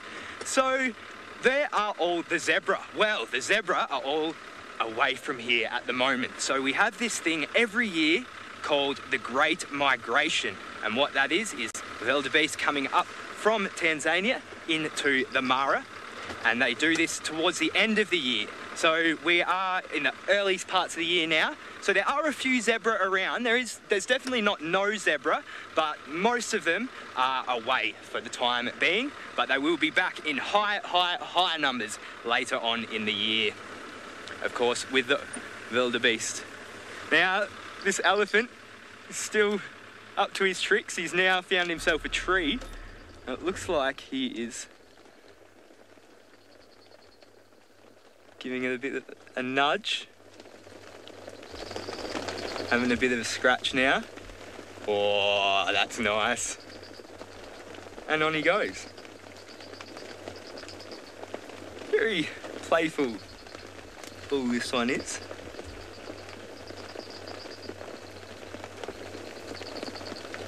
It's funny seeing them now all drenched in rain. You could almost think that they were a different subspecies or something because of how dark they are. Paula, sorry, I just didn't catch that. Can I just get that one more time?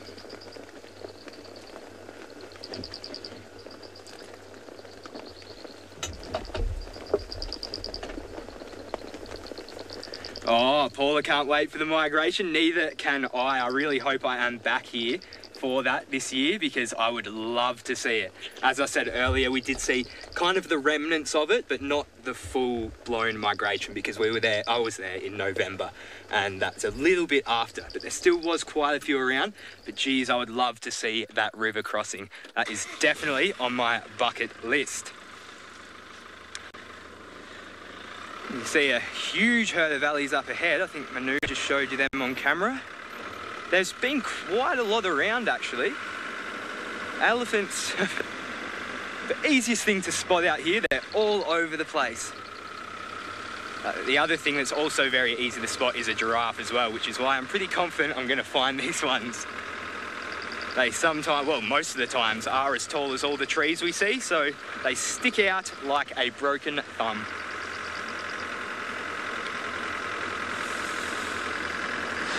It looks like the rain is still persistent. It kind of hasn't stopped the whole day. Oh, not the whole day, kind of since about pretty much as soon as I came out here is when it all started, and it's kind of just been on and off. We've been taking these rain covers on and off a lot today.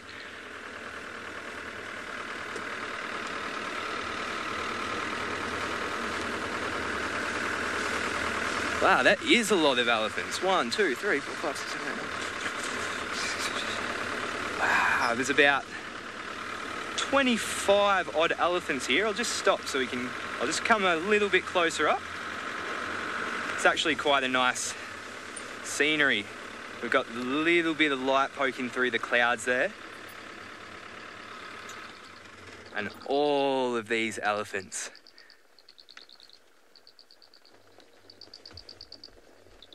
Ravinda, what makes elephants knock down trees? Well, they do this for a number of reasons.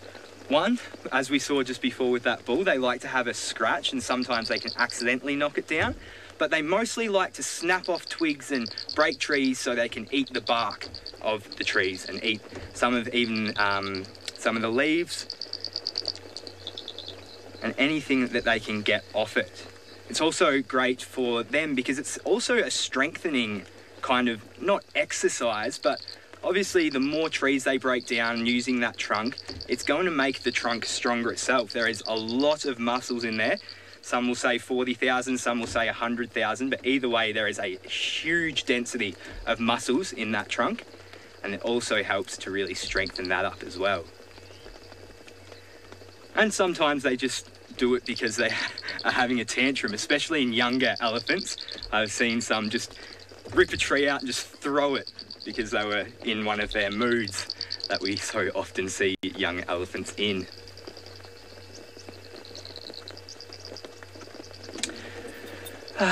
Quite peaceful actually. Might just stay here for a few more seconds before moving on. How good is that view? Something I'll never get sick of out here. Even on such an overcast, drizzly day, just that little bit of light getting through is enough to really... beautiful. hope you're all enjoying the ambient sounds. I'm not sure if you're picking up on that distant rumble of thunder in the distance as well. And the soft sound of rain, very beautiful.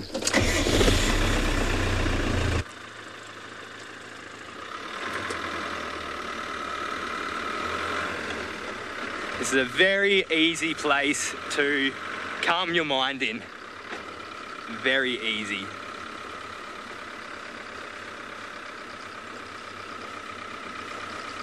It's just a very zen place. Very quiet, very open. You can see for miles.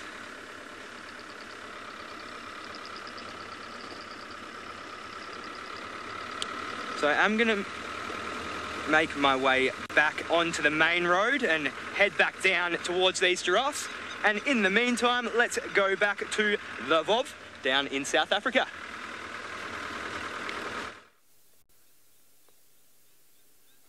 Welcome back, everyone. I do hope that Pat does manage to find those giraffes for you. In the meantime, we've got a little bit of a dove race for you right here.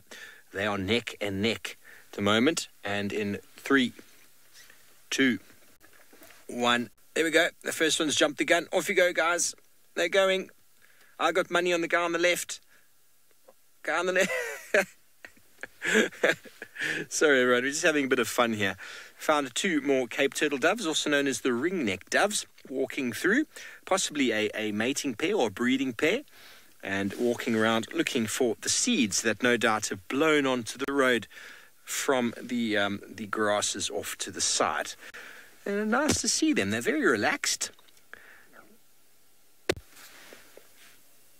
Very, very relaxed, and they are very interesting.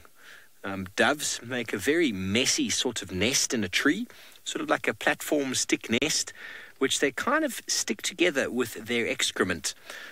So not only do they make milk, they also stick the nest together like glue for their babies. And doves can only have 2 eggs because they can only produce so much milk for them. So that is one of the limiting factors behind doves. But there are so many of doves around, which goes to show that the production of milk and the only 2 egg policy is still a very successful strategy out in the wild. Most other birds, they hedge their bets by having more than 1 egg, 2, 3, 4, whatever it might be, 5, 6. And that's to basically try and have as many as they can to obviously supplement the population. But doves being one of the most prolific bird species we find around. But anyway, enough of these doves. Let's quickly go back down to Kachava and Taylor for a final view.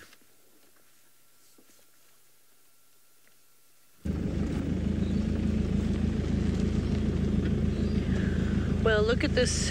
Finally, I recovered from my stall that I had earlier. And now we've got a spectacular view of Kachava just resting up in the tree.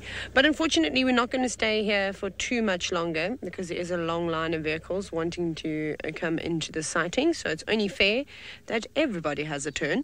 But it doesn't look like she's going to wake up anytime soon. Her feet were just twitching, though. Not that that means too much. I think she's... Look, Puffy. That looks like such a great spot. It always impresses me how easy it is for a leopard to sleep in a tree like this and how they can stay up there without falling out of the tree. Hey, Senzo, don't you wish you could do something like that? Yeah, it would be amazing. Every time I try and climb a tree, goodness, it's a bit scary sometimes. I can't do it as well as a leopard can, although, to be honest, I don't think any of us could. But it's not, like I said, I keep saying it, it's not often that we get to see a cat so clearly up in a tree, especially in green season. So that's perfect. Whether she's sleeping here all day, I suppose she could have been sleeping here all day. Like I said to you, it was quite nice because... Why was it quite nice, Enzo? Oh, because it was not too hot today. Because she's not really in the shade at all. But I suppose it would have been just out of the sun that broke this afternoon, or maybe she would have enjoyed those last warmth rays on her body. I was hoping we were going to be able to see some old suckle marks or something like that, but It's a bit of an awkward angle to try and pick up on anything like that. Also, sorry if I don't answer any of your questions. I don't have comms at the moment, radio comms. The weird thing is that sometimes you can move half a meter and then you don't have communication at all. Senzo will do one quick closer position because Matt's just pulled out, but I think the next wave of people is coming through, so we'll have to do this very quickly. One of these, and then we're gonna have 1 minute sighting like this, and then we're gonna have to go, I'm afraid. No, it's a pity we didn't have the bright blue sky behind it, because that would have been really, really nice, don't you think? That would have been so stunning. It would have been a perfect opportunity for a silhouetted leopard, but I don't think that that's going to happen at all. We're not going to really get a sunset. I think the Mara is going to win this evening. Although, no, hang on, they just had torrential downpour and lightning and all that sort of stuff. So it could be fair game this evening for a sunset competition. Although I just hope the clouds clear a little bit so that we can see a bit further down and to the west. But sleeping soundly. She doesn't look too fat either. She probably could do with a meal. Senzo, can we just have a look at her stomach quickly? Let's just see if we can maybe see any of her. Can we? That's as far as we can zoom, eh? That's a pity. We can't zoom any further, I'm afraid. So it's very difficult to see any sort of suckle marks or anything like that. She doesn't seem to be having much luck. She's a young cat, though. This is only her second litter, all that she did have, and unfortunately didn't make it. Oh, we have a question from CNAC. Hello. What's the difference between South African leopards and a Sri Lankan leopard? Really not much at all. Other than I found that the Sri Lankan leopards' tails were slightly longer. So they've got a different name. It's Panthera pardus, just like the African leopard, but it's Panthera pardus cortea. Their eye colour, also I never saw any leopards with sort of blue or greenish eyes. They all have very sort of brown hazel eyes. And then the females were substantially larger than the female leopards here in Africa. Even the biggest female leopard I've seen, which was Warthog Wallow, she used to live down like in Sabi and Lion Sands, and I think she popped into Kirkman's as well, but this was a little while ago. And yes, that's really it. The tail length. But I didn't see any monster male leopards. I saw some that I think Tingana could have even been bigger. So, no male leopards that look like lionesses, not like a Mbavala or Anderson male. Nothing along those lines. But it was cool. It was really interesting sort of seeing them. They love the rocks. They love the granite boulders, which the leopards love too. If you're in an area where there are lots of granite boulders. Unfortunately, there aren't many granite boulders up here in the northern Sabi Sands. Okay, Senzo, are you ready? We're going to have to go now, unfortunately. We'll go. And I've got one more question I'm going to read quickly from Ellie. It's about black leopards and whether we get them here or not. So I haven't seen melanistic, it's a Land Rover, and you can take it out of 4x4 and then it will try and hop into 4x4 again, or you put it into 4x4 and then it hops out of 4x4. So you all know that. You've seen that 300 times over. So no, I haven't seen any melanistic leopards. I don't think there's been melanistic leopard reports here in the Sabi Sand. Maybe I haven't heard of anything in the Kruger. I did hear of the strawberry leopards, however, in just wave. Hi, everybody. So I did hear of the strawberry leopards in the Timbavati, actually near Hoedspruit, running around somewhere. But I mean, of course, everyone's very excited about this melanistic leopard that was seen in Kenya. But I think they're around. They're definitely there. But that's just one of the things, whether you're lucky enough to see something like that. So yeah, I haven't even come close. I know the area that Tristan was in now in India is one of the places. He'd sent me a message saying they just missed a melanistic leopard by 15 minutes. But I'm not going to tell you more because I'm sure he wants to tell you about that. But that was quite exciting. I was so sad for him because I thought, man, that would be something really, really cool to see. And I mean, no offense, if anybody needs to see a melanistic leopard, it needs to be Tristan, because he's the leopard king. He's also the Tristan king, I suppose. So I'd actually go, Tristan, you deserve to see a melanistic leopard before me. Oh goodness, it seems as though Steve has given up on looking for cats. We're going to give another bash at looking for Columba. He's still looking at butterflies. Oh, I've never given up looking for cats. There's just so many little interesting things. And here we've got another butterfly, which I'm trying to identify. And I'm not sure what it is. The closest I can sort of find at the moment, it falls underneath sort of the arrowhead family, but I don't think it is one of them. I wonder, once again, I'm going to call the audience. I'm going to ask the audience opinion. Anybody? Hang on a second. Standing by. Something coming in on the radio.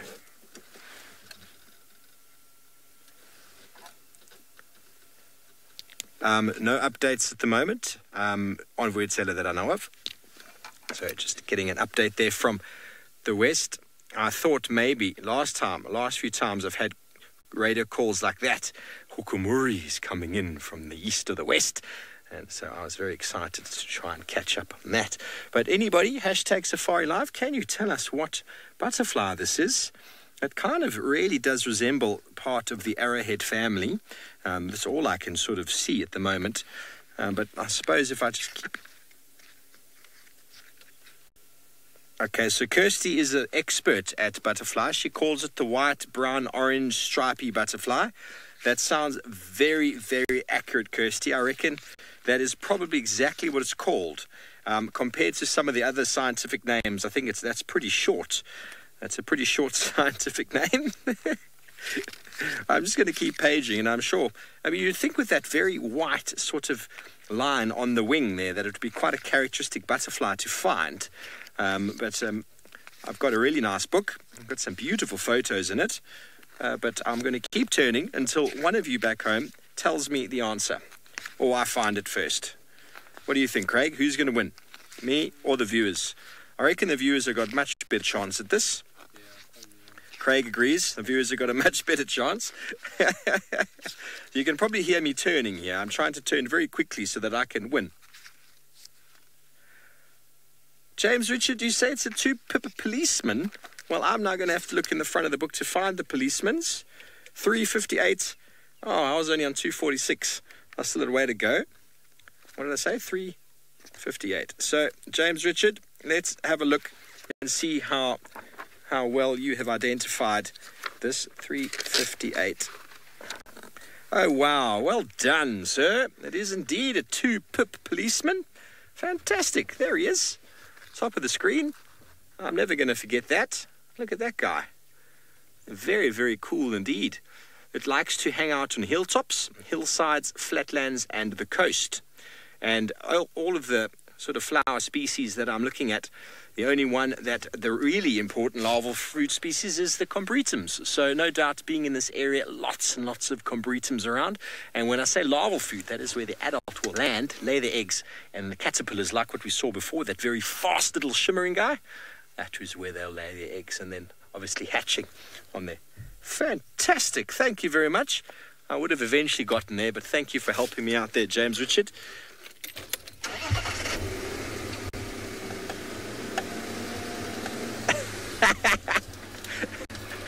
Okay, good. I'm glad Child of the Universe added that little bit on the end. She said the guides have to be limited to 2 lifeline calls to James Richard. So at least it's not to the audience. I can ask more of the audience then. Great. So that's awesome.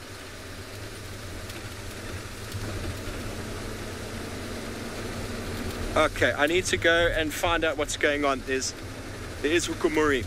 I think it might be Hukumuri. Hang on a second while I just talk on the radio quickly. Last station, come for Steve.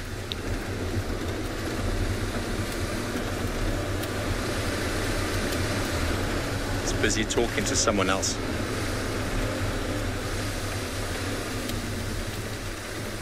Standing by, can I come to that sighting? Please confirm what you have.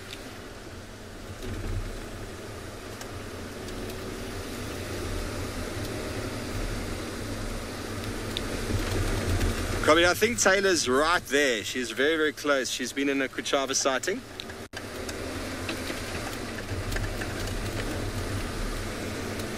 Copied. What have you got there, Abel? Okay, well, while we try to figure out what's going on the radio here, let's go back up to the Maasai Mara to see if Pat has managed to find and fulfill his promise for Giraffe Girl for some giraffe. And here we are with one of my favourite birds in the world, the grey-crowned crane. And we are seeing them up in a tree right now, which isn't completely uncommon, but we do often encounter them on the ground during daytime. Most of the time, though, in the night, they will come up to rest in a tree. We can see these two right here are doing just that, getting some preening done. And probably looking to settle in for the night, I would say. Try and keep some warmth. Now, I could probably assume that these two are a mating pair. They are a monogamous bird, so they will tend to form lifelong bonds once they have found a mate. And so if you see them in pairs, you can pretty safely assume that. A beautiful bird. They're so odd looking, but in such an awesome way. Everything about them is so cool. And the sad thing is, though, they are pretty endangered. Only 6,000 left, odd, in Africa. So not the most plentiful bird. So to see them in relatively high numbers here in the Mara is a great thing. Probably every second or third drive will almost guarantee you'll see some grey-crowned cranes.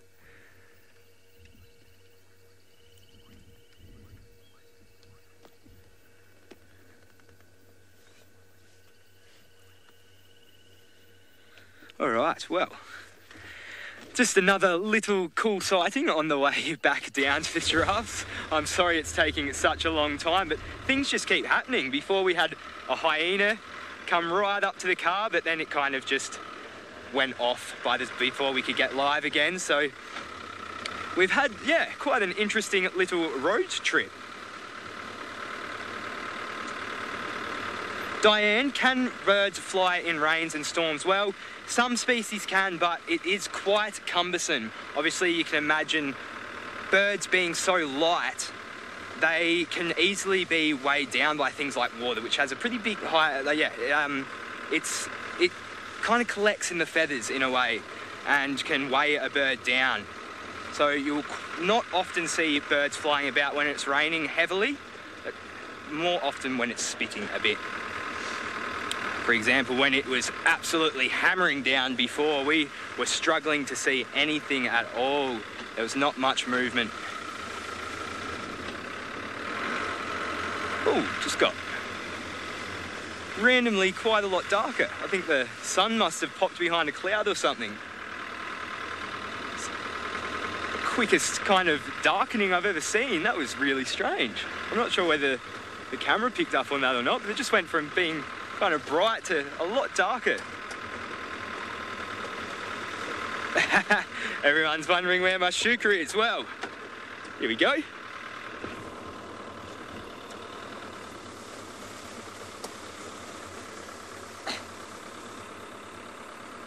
I don't think I've actually worn one live before. Green being my favourite colour. Looking good? Thanks. Thanks, Manu. Manu says I look good. And Manu's approval is all I need. I should actually be wearing a shuka though, shouldn't I? This jacket's it's not really traditional for being out here in the Maasai Mara.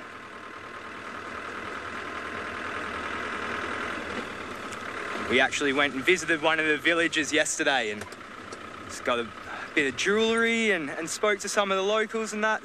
They're such kind, nice people, the Maasai. Well, here's a link that if you had have asked me a couple of months ago if I would do it, I would have said no because she didn't work here. But let's go to Taylor. Hi, Taylor.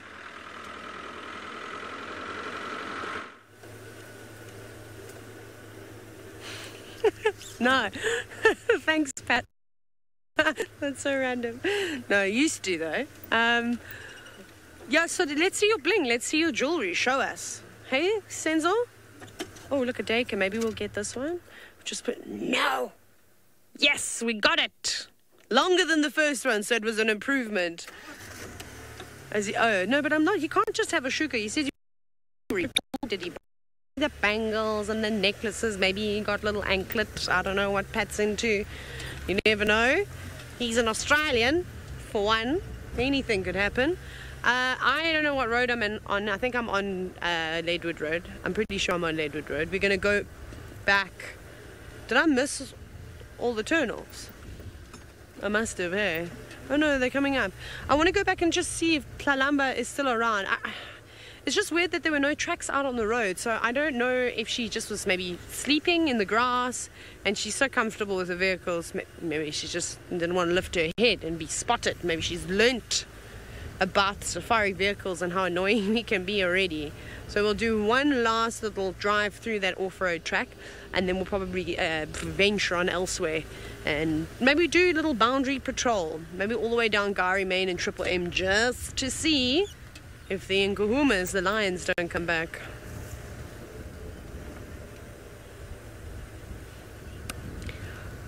So we have a viewer from Nico who is asking about what I think the animals must think of us.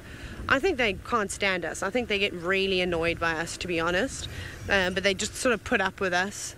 Then some of the animals really like to put on a show. Some of the leopards pose intentionally for us. Some of the lions do exactly the same thing. So yeah, it's hard to say. Obviously, I can't communicate with animals, even though I'd really like to. That's like if someone said to me, you can have one superpower, what would it be? It would still be to communicate with animals. Can you imagine? I wouldn't have to do anything. I'd wake up really late and go and drive on late and then just, have an arrangement when it suited me as to when we would see the animals. So that would be the goal. Did you see her? Yeah, Senzo. Senzo, the master tracker, is telling me where must I drive? In here. Yes, boss. Yes, boss. Ah, she's on that. We checked this termite actually when we came through. So how funny is this? We actually checked this termite mound before I went in the road. I was just about to turn on the 2-track. I drove further and we stopped and we stared and we stared and we didn't come off road because there was no tracks going in here. We did, hey? She maybe was sleeping on the other side and we thought, maybe not. And then there she is. Well done, Senzo. Hi. Yeah, Senzo can swap seats with me already. I would love to do the camera work. It'll be a lot of fun. She looks unimpressed though. Look at that face. It's like someone's just told her that it's Monday tomorrow. And she's got a paper due that she hasn't even started. All university students. And now just thinking about that has made her exhausted and she has to have a nap. She is petite though, hey? Now when you see her like really out in the open. This morning when she was curled up on the termite mound and walking through the long grass, she didn't really, I didn't think, give her size away. But now that you're sitting and, well, we're looking at her face on, you can see how narrow her chest is. Especially considering we saw Kuchava and she's obviously a fully grown leopard. She's filled out quite nicely. She wasn't particularly thin. She's got little stumpy legs though. But it's not, it's just the way she's sitting. She's exhausted. What have you been doing all day, girl? Oh, there she goes. Oh. It's Bossy Donna. Yes, Fiona, she does have her Tundi face on. She definitely does. You're so petite, little girl. Oh, that's so sweet. Maybe she went off chasing squirrels and birds and her curiosity got the best of her. I mean, that could easily have happened. 100%. There we go. Look at those gorgeous eyes. She's got lovely, lovely light-coloured eyes. It's a very pretty picture. You don't often see too many leopards with eye colour like that. Normally it's sort of a lovely golden colour. When they're young, they're always blue. It's awesome for photography, and then they tend to change. You can hear the woodland kingfisher. Well, there's actually a pair of them calling in the distance. She's not excited by that right now. It's nice to hear that call. Very, very nice indeed. She also looks like she hasn't been grooming herself particularly well. Can you see that? Look how shaggy her coat looks rather than it being nice and slick. But I think right now grooming herself is something that she's not really worrying about. I think her priority lies in finding herself the next small meal. Although she should be capable enough to bring down a small impala or a little deka or steenbok. Yes, Kirsten, I think she's going through that awkward teenage stage where I don't want to brush my hair, I'm not going to shower just once a week, or whatever teenagers do. This seems to be the case though. 2 leopards in one drive. That's fantastic. That's like really, really cool. This is nice though. I know I love seeing Kushaba, but she was very sleepy. And let's be honest, it got super awkward because it stalled. Yeah? What's wrong, Senzo? Why do you want to come to me? Do you want me? Can I pose for my picture? Okay. Right, everybody, I'm going to... It's photo day. Welcome back, Taylor and Columba. Now we need Tristan in the car as well. And then Tingana and Tandi Tarab, and then it'll be the TNT show. Can you imagine? That's a mouthful. The Tristan, Taylor, Tandi,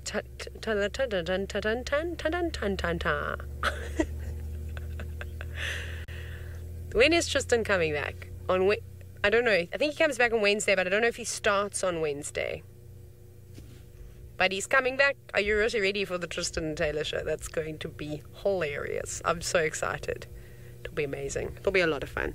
There we go. I hope you got my good side, everybody. If it's not good, I will complain on Twitter. Don't think I won't. Let me guess. You're going to go to Steve now because he wants to have a look at some butterflies or maybe a caterpillar, or perhaps he's found you a cat in a hat.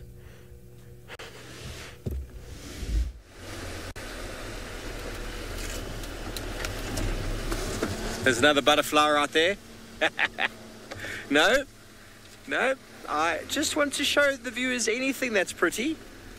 And, well, seeing as a leopard was found, it makes it quite nice to just bumble. And the birds are around. We've got 2 really nice butterflies that sat around and were in shot for us for ages, which doesn't happen. I try every day to get butterflies, but they just don't sit around. I think it's because it's nice and cool this afternoon. They're like... They're just all, they don't have their solar panel. Well, their solar panels haven't really warmed up, so they're very nice and slow. But what we are going to do, everybody, which I'm sure you're going to be quite excited about, is we're going to turn left over here.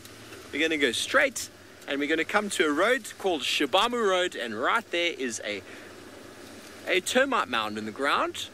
And there's a couple holes in that termite mound, and there's a little family of cuteness living there. Well, they're not all cute. Some of them are big and quite scary looking, but overall there's a lot of cuteness there. So I'm guessing most of you probably know what I'm talking about. Kirsty's excited. She just went, yay, in my ear. So the radio that was going on before was just one of the Djuma stations or Bivasuk stations calling in the leopard that they found in a tree that obviously Taylor has been with already. So he was calling it in.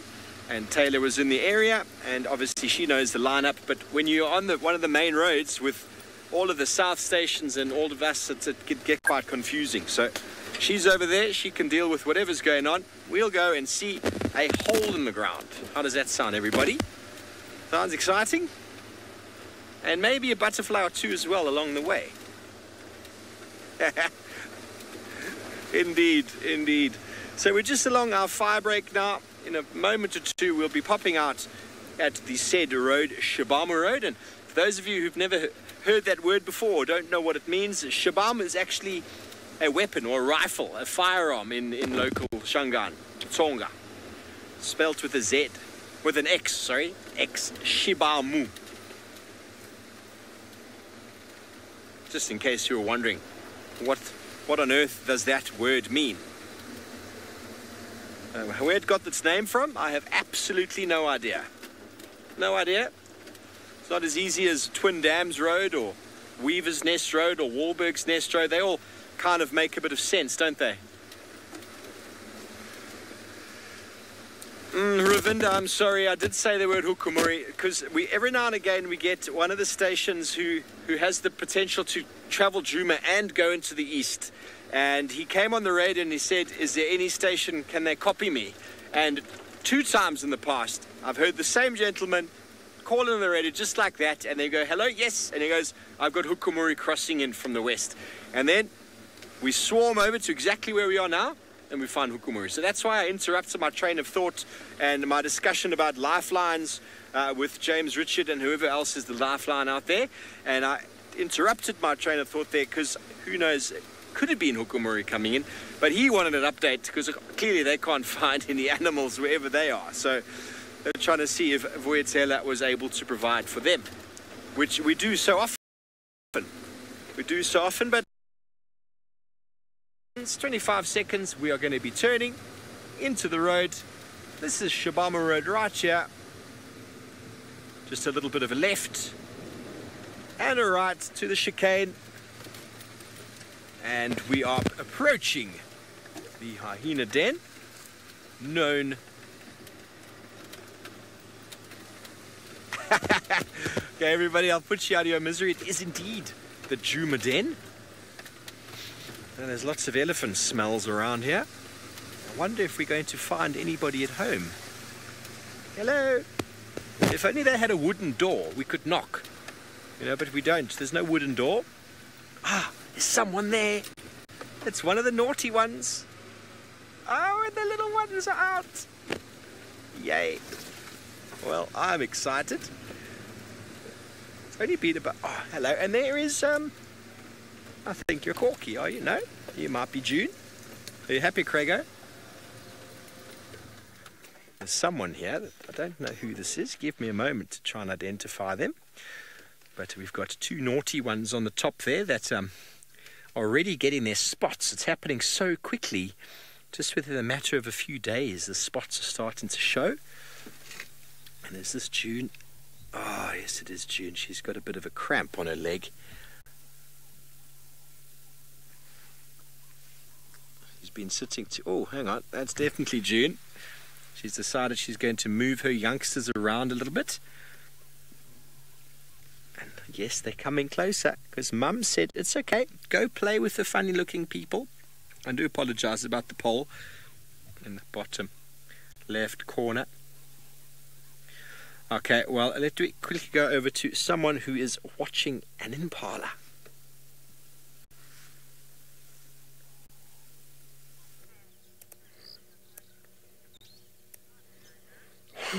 Yes, we're watching the impala, watching Columba, who's also watching the impala. This is such a cool shot, though. Hey, Sens? Wait, you'll see now the big reveal. I'm pretty sure they know that she's there, though, because they were very suspicious about her when she arrived. She came prancing around. I didn't even get to take a picture of her on that termite mound. Can you believe it? But this is really, really awesome. So she's sat down now. She obviously was standing up. She was caught mid-walk. And as the impala moved, she sort of sat down a little bit more. And then she obviously felt comfortable that the impala wouldn't be able to see her if she went right down. Now, this is where I personally think her inexperience is going to show. And I think these kinds of things are very interesting to watch. She's a very young cat. She's still small. Yes, she's probably been catching smaller meals, maybe the odd impala lamb and a steenbok and dake as we're discussing. But for her to bring down a fully grown male impala, they're at the fittest that they're going to be for the entire year, that would be impressive. I'm not saying that she cannot do it, but it's definitely going to be a big challenge. But this is kind of making it look like the impala is not too far away. Realistically, she's about 60 meters, about 60 meters or so away from that impala. So she's still got a lot of ground to cover, but it's only getting better for her.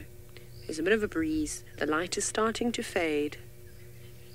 And if she's just patient, those impala might be silly enough to hang around here. And maybe she'll go for them. Right. we're definitely going to stay here and see how this plays out. Steve, however, has not got such a serious sighting, but rather one that will make you smile. Well, you're just in time, everybody. The little smallest of the lot is getting squashed here by one of Pretty's youngsters, and Mum has also been picking her up and moving her around by the foot. Shame. That's not a very nice life. June, obviously being the lowest ranking female member, feels the need to try and discipline these youngsters and keep them in order. And this individual, the two little cutest individuals, and the one of Pretty's youngsters here is the one with the ET and the smiley face on the side. Is the one who's going to come right up to the vehicle, as always. Come and smell my shoe. I do apologize for the poles. We have no control over where the hyenas move.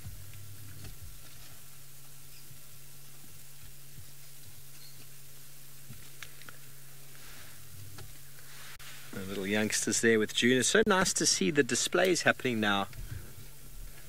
So you're all saying how cute they are. Have you all noticed how quickly those spots are starting to show on the neck and upper body?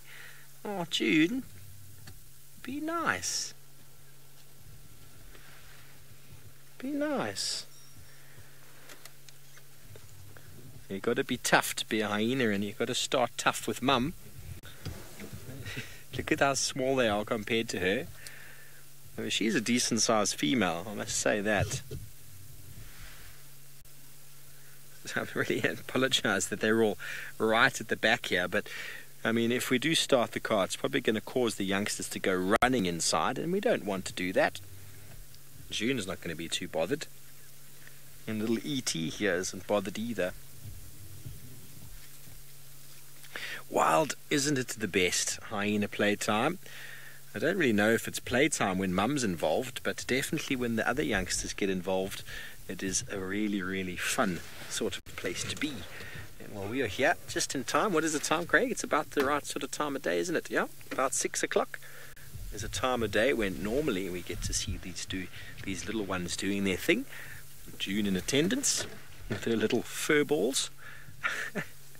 It's almost as if, because I saw June licking them very vigorously last time, it's almost as if that brown or the dark fur gets licked off of their shoulders for the spots to start showing through.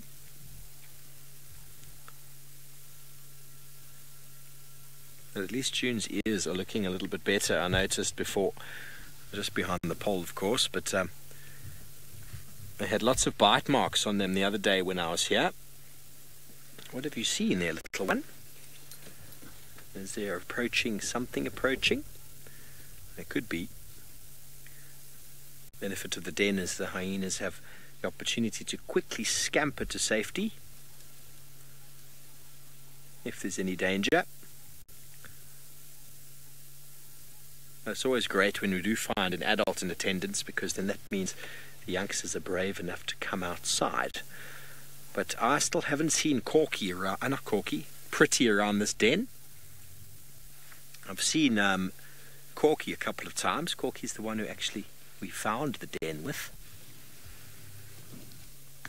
She was here when Hukumuri brought us here. And of course they're all going to go onto the other side where we can't see them.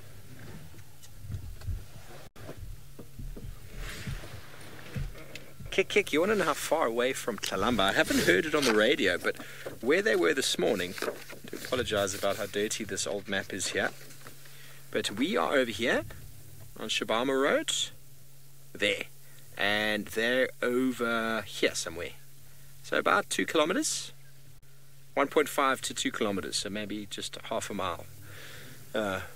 700, yeah, just under a mile, not too far. Okay, so a little bit further than I just showed there, so about double the distance, a little bit off, not far actually, another few hundred meters from where I showed you. But I don't think Columba and these hyenas will really have anything of interest to show each other. It will, or should I say, it'll only be interest, smells and sights, and I wonder if she's ever seen a small hyena before. She's only ever been plagued by the adults who always come and try and steal her food.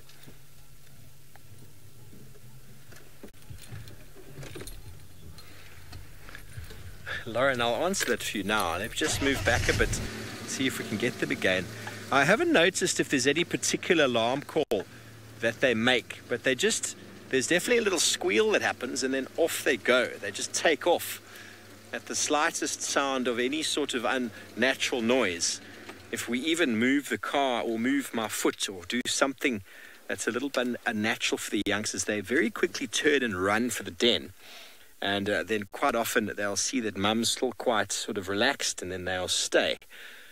But as soon as she disappears, they are very jumpy and they won't go very far. You see how they will go much further away from the den when she's around. Otherwise, they're quite skittish, because they know, or should I say through evolution, those cubs that have strayed too far from a den do not survive, and those that have learned to stay close, it's in their genetic makeup to do so and to remain very close to the den in the first few months.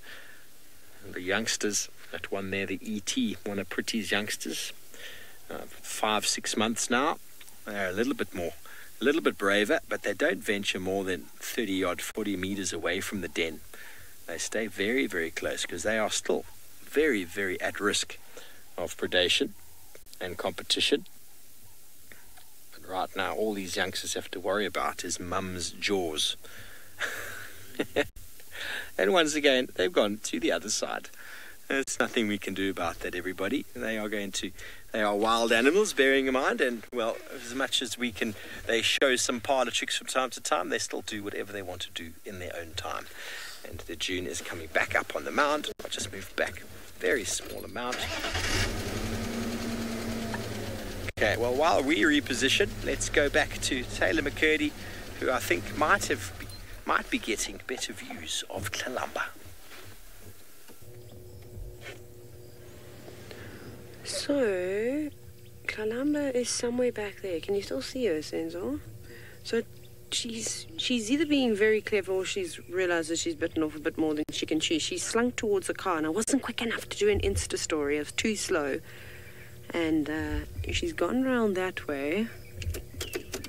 The Impala, they're looking at her. I think the Impala knows that she's here, because they've followed now. We've stayed still. They've looked around that corner.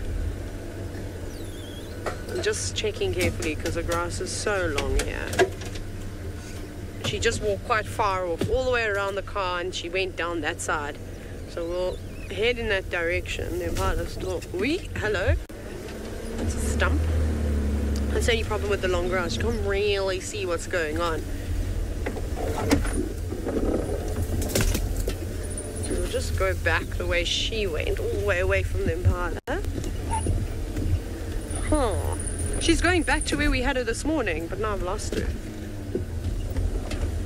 Keep an eye out, Senzo. So I'm going to focus here. I just want to make sure I can pick her up again.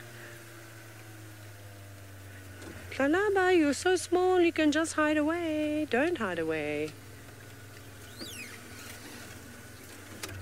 Just take a quick moment here to scan. So she's gone into this long grass over here. It's going to be hard to see her. I didn't want to move too soon, though. I wanted to make sure that she was completely out of sight before we moved, so that the Impala couldn't see what she was looking at. Huh.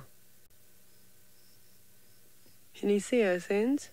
Okay, let's check this termite mound in front. Let's just see if she hasn't just gone back to the first termite mound. There's a real possibility that she just went a bit big. I'm a little bit small. Just gave myself a fright, as I normally do. No. She's not back here, which means she must have gone that way. Columba, you're taking after your mother. Don't give us the slipperooski. Now. Okay, we'll reverse, obviously. Okay, let's go and see.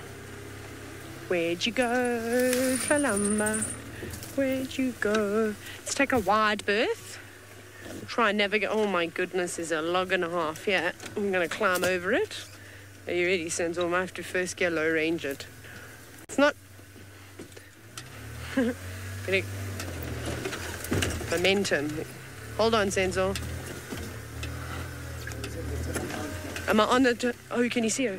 Okay. Then we'll go around. Senzo spotted her while I was trying to climb over the log.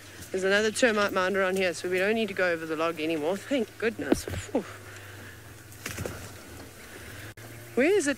So Senzo's sitting a lot higher than I am. I can't even see the termite behind the wattle. That one there. Okay, cool. So I can't even see the termite mound, but it sounds like there's a termite behind this wattle.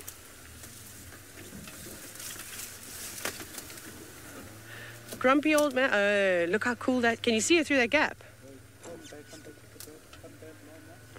Okay, look at this. I want to show you something. So there she is, sitting on a little termite mound. You can see how thick it is here. Sorry, grumpy old man. Yes, she definitely did learn her mom's trick. She covered that distance incredibly fast. But if she's sat up like that, I can't imagine that the impala would still be around. Awesome. Okay, before she moves again, I just wanted to show you, because that's a very cool little gap. I love the natural framings that we get from the trees and branches and termite lines. Yeah. Okay, great. We're going to navigate her towards her. At least we didn't lose her. Well done, Senzo. Eagle eyes. Off we go back to Steve with all the hyena.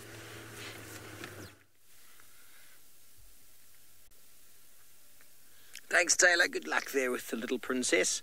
Well, these hyena are not behaving very well. Mum has had to pick up 2 of them individually and carry them back to the den, and they just follow out again.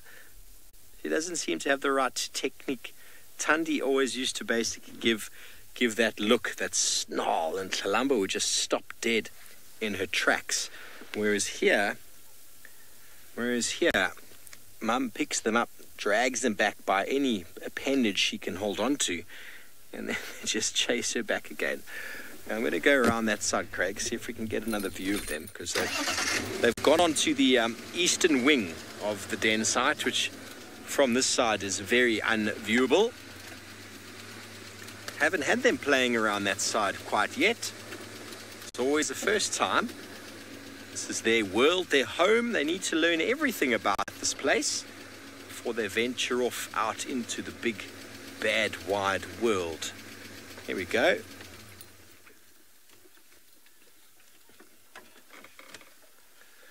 Robert, nothing that I've seen.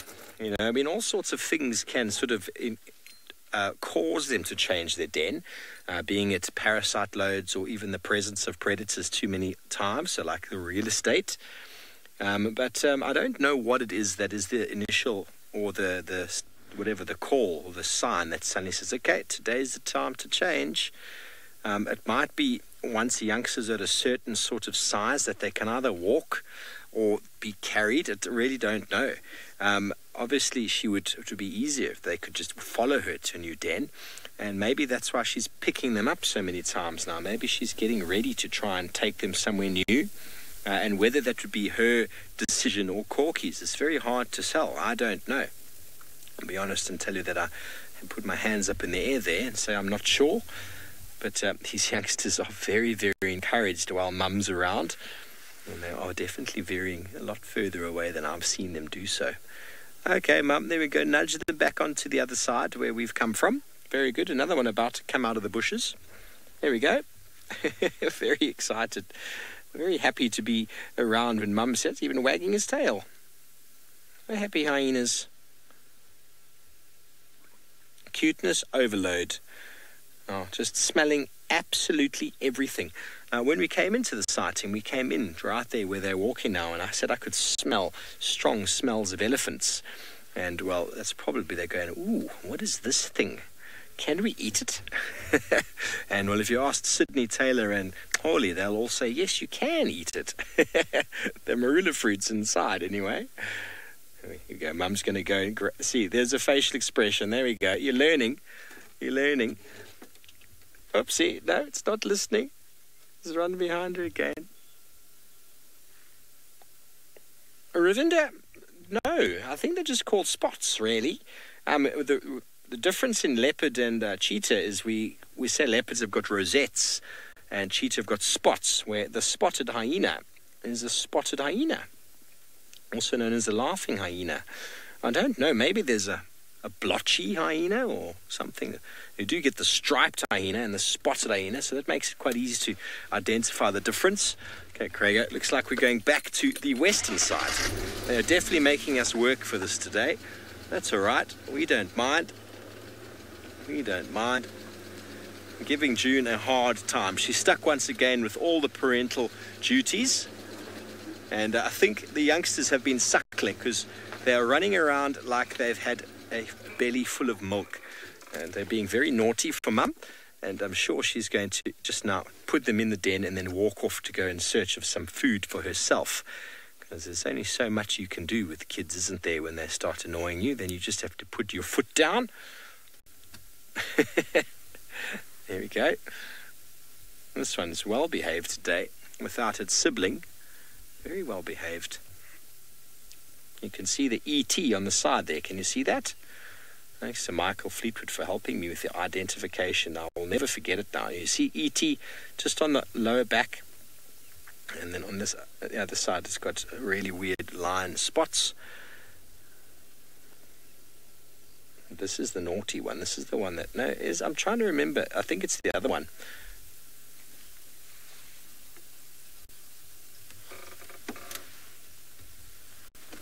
So I only got the end of that, Craig. Something Chris Rogue said. This is an awesome birthday present. Oh, Chris Rogue, if it's your birthday, we wish you a very, very happy birthday. There we go. This is... Chris Rogue, happy birthday to you. Well, the hyenas are here for you today, and well, we're glad we could find them for you. There we go. They're going to fall in the hole, and June is going to give me a little look and say, why are you parking here? And it is indeed Jamie Patterson's birthday today as well, Stefan Winterboer's birthday. So happy birthday to everyone out there who is turning, however old you're turning, on the 3rd of March, this lovely 2019. Well, we are surrounded now by hyenas. I am in a position... Oh, don't be scared. There we go. She's herding them. Sorry about my head. Herding them. It's getting to that time, normally about 6:30, when the bell goes and the youngsters all have to move in to the den. And it's interesting to see an adult so active around a den like this. It's definitely giving me the little evil eye there. Okay, June, I'm going to reposition myself so that I'm not giving you any giving you space. These youngsters are very close. See how they respond when the vehicle starts. And I'm going to give it a moment. Let them smell us. Hello, little guys. How close they are here. Sorry about my body. You can just see how close they are and how relaxed they do become. That's all habituation due to the fact that the adults are relaxed to us. If the adults were not relaxed, it would be a different story. Now you see they're looking around going, where's Mum? Where did she go? She walked behind the car. Hello, little one.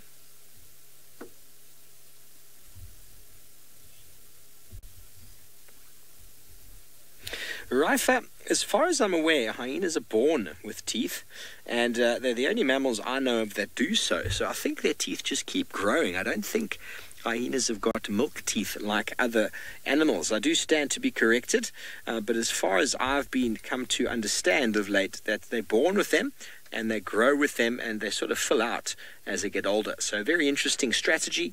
And I think quite unique to hyena. But I do stand to be corrected there. I do know that they're the only sort of mammal that I've ever heard of that's actually born with teeth already erupted, which is very, very unique. And that's obviously to bite straight out of the womb. Very feisty little animals. So I think as their mouth grows, their teeth grow with them. If that is... Whoa! Hey, that's my foot. You little naughtiness. This is definitely the naughty one that likes to smell my shoe. You might have heard a little bit of a bang. That was it knocking its nose on the panel next to my foot.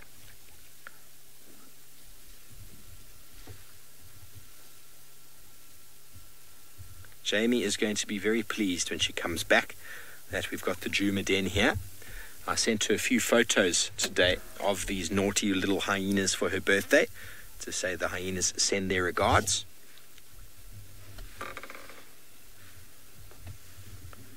Behind the car you go.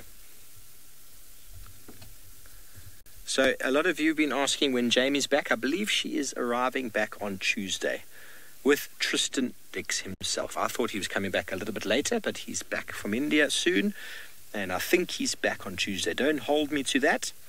I think that there might be some difficulties in his flight, but I do believe he's coming back on Tuesday. How cute is that?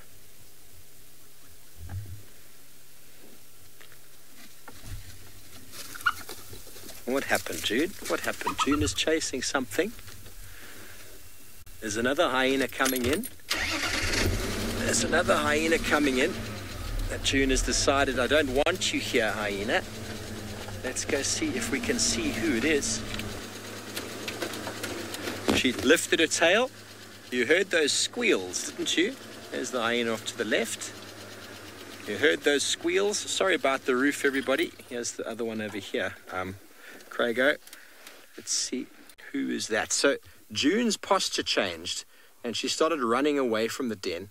All the cubs, I keep saying that, they bolted for the den and they went in. Now I can't see any characteristic spots or tears on the ears. So who it is, I don't know. I'm sure we'll know in a minute, but the one youngster is on its way to go and say hello, so I don't think it's a threat to the den. It was just the shock appearance of someone coming in. And let's see what happens here. The one youngster's about to approach. A beautiful pink light coming through the clouds now. Now, I thought June was the only Juma clan female to have no markings or proper markings on the ears. If I remember, Heart has got a gouge, Corky, Pretty have got gouges.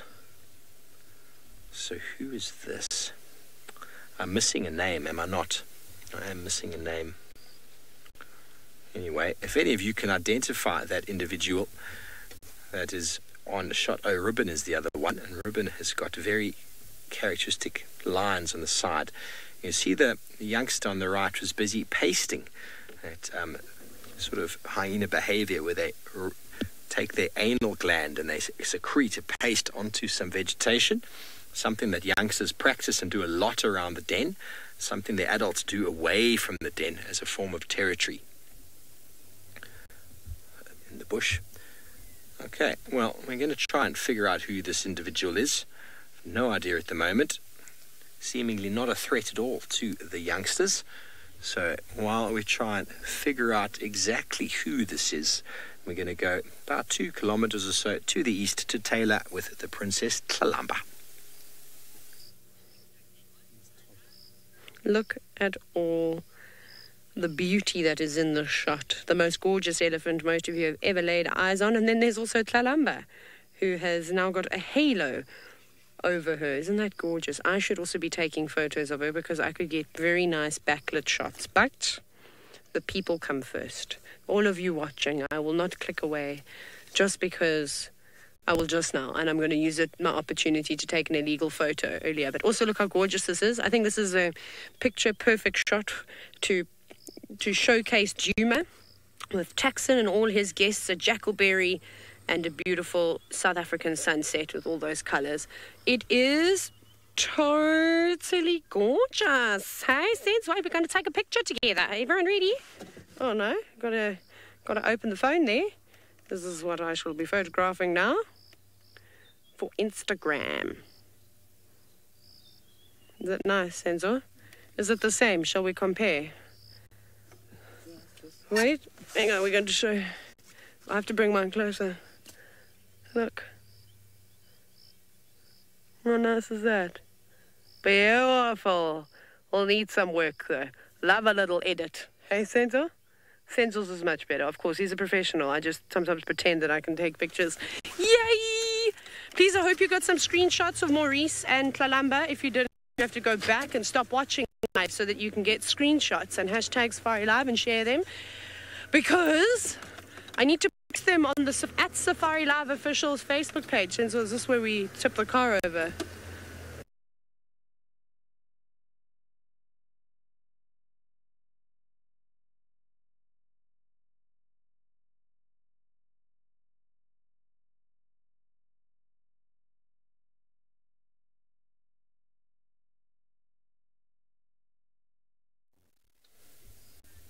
do apologise about any technical issues there, and if you maybe saw the roof or the sky, it was Craig is busy putting on the infrared light as it is getting to that time of day. So I'm going to move over just a touch over here. We don't know who that hyena is there, but there is some beautiful skies on our right-hand side coming through with obviously hyenas as well. So let me put you there. Are you happy, Craig? There we go. Beautiful pink of the evening. We thought it might rain. I sillily put on the roof, but just to be careful, put the roof on. And now here we are in a beautiful, beautiful afternoon. It was very humid today, so it had the feeling rain was on the way. But, well, if anything, the humidity has only emboldened these youngsters who just before they came back to us, June had around the neck and was throwing back towards the den. She's going to go back to whoever this other hyena is. I still haven't managed to identify. It's rolling around in something on the ground. But while we put on our IR light, let's go back up to Patrick Fitzgerald in the Maasai Mara.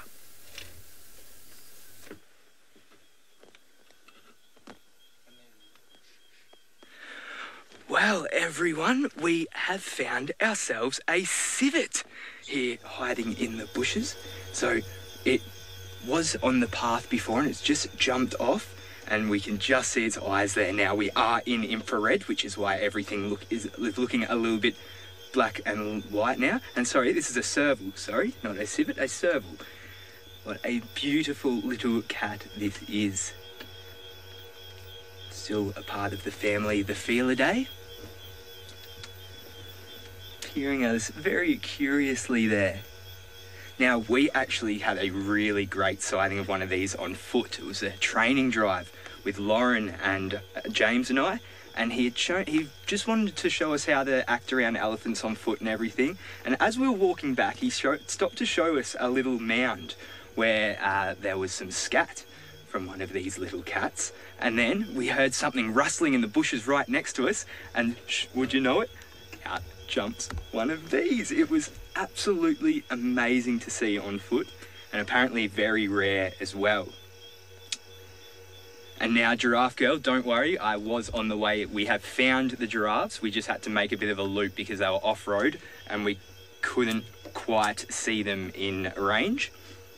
So, well, obviously we were using infrared, so we just couldn't quite get them. So I've come around and we're just coming up to the trees that they were hiding away in. There was about 10 of them. But of course we had to stop for this cutie. Still staring there.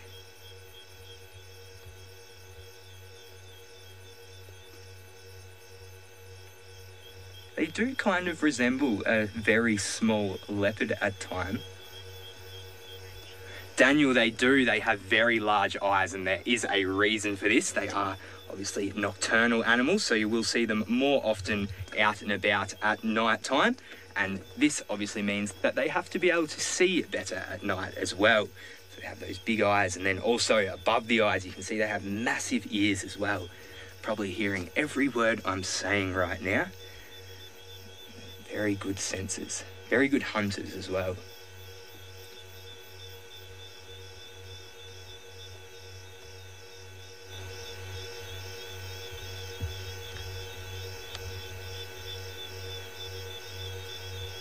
How good is this? Just sniffing around, watching us from the bushes. As I said, it was right on the road as we were, well, not the road, the path that we were taking. Everyone's saying that they're loving the background sounds as well, and yes, I love it too. The night time here is a very peaceful time, apart from the occasional whoop. Even that, once you get over the eeriness of the whooping of the hyenas, it's actually quite a soothing sound.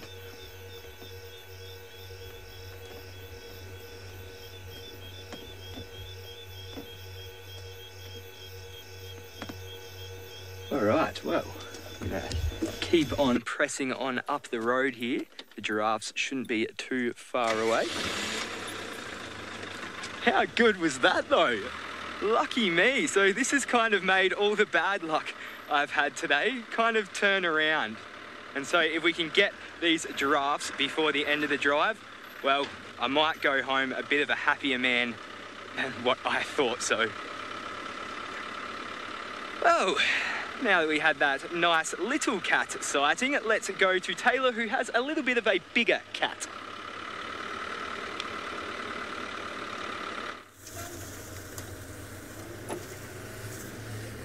What did you say about me? No, I'm joking. Haha, just jokes. I've heard it all before.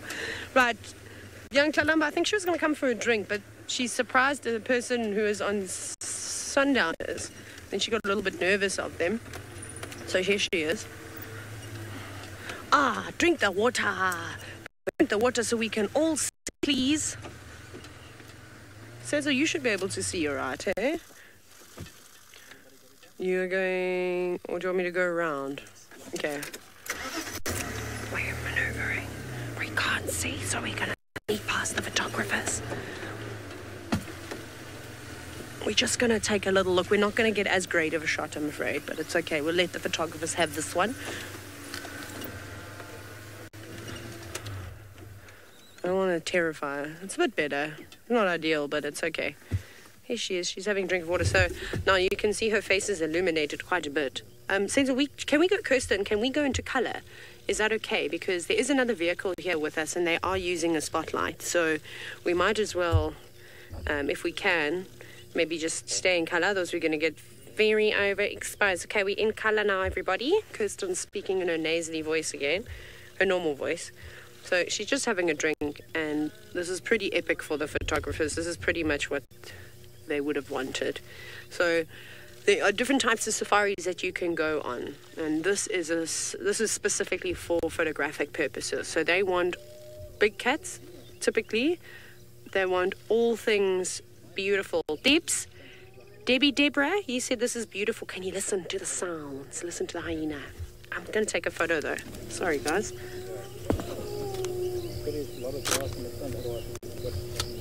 Messed it up, as usual. I can't take very good pictures, everyone. Can you hear this? All the hyenas, that's me. In case you thought it was a real hyena in the car, it wasn't. It was just me. I know I'm known for my animal call, said no one ever.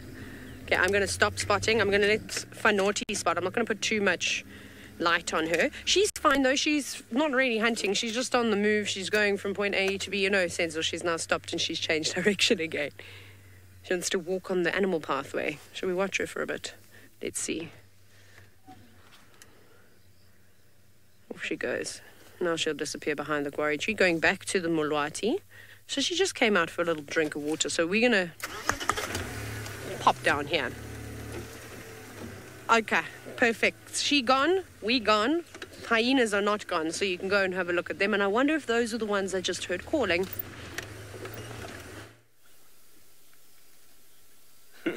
Well, all the youngsters are out now on the other side of the road. Well, not the road, from the vehicle, from us. And I haven't seen that other hyena again, but I'm going to assume it was ribbon because I didn't get a proper look at it, but I didn't notice any sort of really big sort of cuts out of the ears. But I couldn't really have seen the left one too clearly. And ribbon does have a little bit of a mark on her left ear, but she hasn't materialized again. So I wonder if it is indeed her. It's definitely a hyena that they know, and it was quite a big one as well. So ribbon definitely is higher in the ranking than June is. And she was just towards the back there a moment ago, and haven't seen her since. We've heard some hyenas whooping in the distance. Normally the calling call to bring them all together. Chris and Crystal thought it might have been a male. Okay, well, I stand to be corrected. I didn't really get a good enough look. I thought by the size it was a female, but I do not know. I'm not 100% sure. But they're all behind me now. Very difficult for me to move, unfortunately, everybody. Okay, now, you think I can move? Craig? There we go. Here they come again. June's going to bring them back to the den. And there we go. 3, 2, 1, bedtime. Daniel, a good question. I'm not really sure how good it is. I think it's much better than ours. Hey, this is my foot. You're going to come to my foot again. So I think it's far better than ours, but like other predators they see in black and white. So I think a lot of it is movement that they detect. They don't really have the necessary ability for depth perception, but I think their eyesight is pretty decent. Obviously they can see in the dark, which we can't. So I'd say they've got far better eyesight than we do, but they lack the depth perception that colour vision provides. But on a scale of 1 to 10, I really couldn't tell you how great their eyesight is. Their nose and hearing is phenomenal, so you'd think their eyesight is also quite well adapted. It mainly keeps them safe. Eyesight allows them to see and detect lions and all sorts of things that might be trying to sort of hunt them down. But then they will also probably hunt a lot by sound and by smell, but then eyesight is pretty okay. But I don't think it's below average. I think it's probably above average. Okay, well, we are surrounded once again. Where are you going, little one? I don't quite know where to go right now. We're kind of hemmed in here with a bush in front and all the youngsters playing behind us. And unfortunately, it's making for some very awkward camera work from Craig. I do apologize, Craig. I do apologize to all of the viewers back home that we keep getting these poles in the way.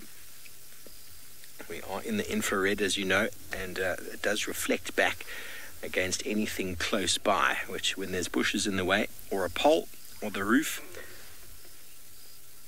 and it makes it tricky. Hello, Janet. You want to know when these little guys will start eating meat?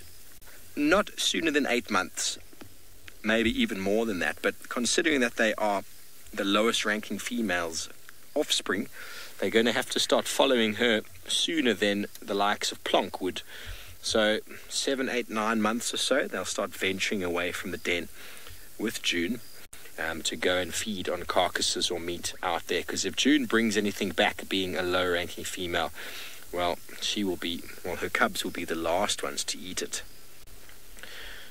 Being the matriarch's offspring, Plonk will have better sort of rights, and if Corky does bring anything back, well then it's very likely that she'll allow him to eat and no one else will eat. But these dynamics, they can shift, they can change. Who knows what will be happening by the time these youngsters reach 8, 9 months. There might be an entire shift in the hierarchy here. All we can do is sit and watch. I still haven't yet seen any proper sort of hyena interaction of individuals, females coming together and showing the submissive display here in Djuma. We saw a fair bit of it in the Mara, but maybe here, because the clans are so much smaller, a lot of that happens maybe less frequently. Maybe up in the Mara there's so many more individuals, it has to happen more frequently. I don't know. But for now, and there we go. The two of them are right there by the hole.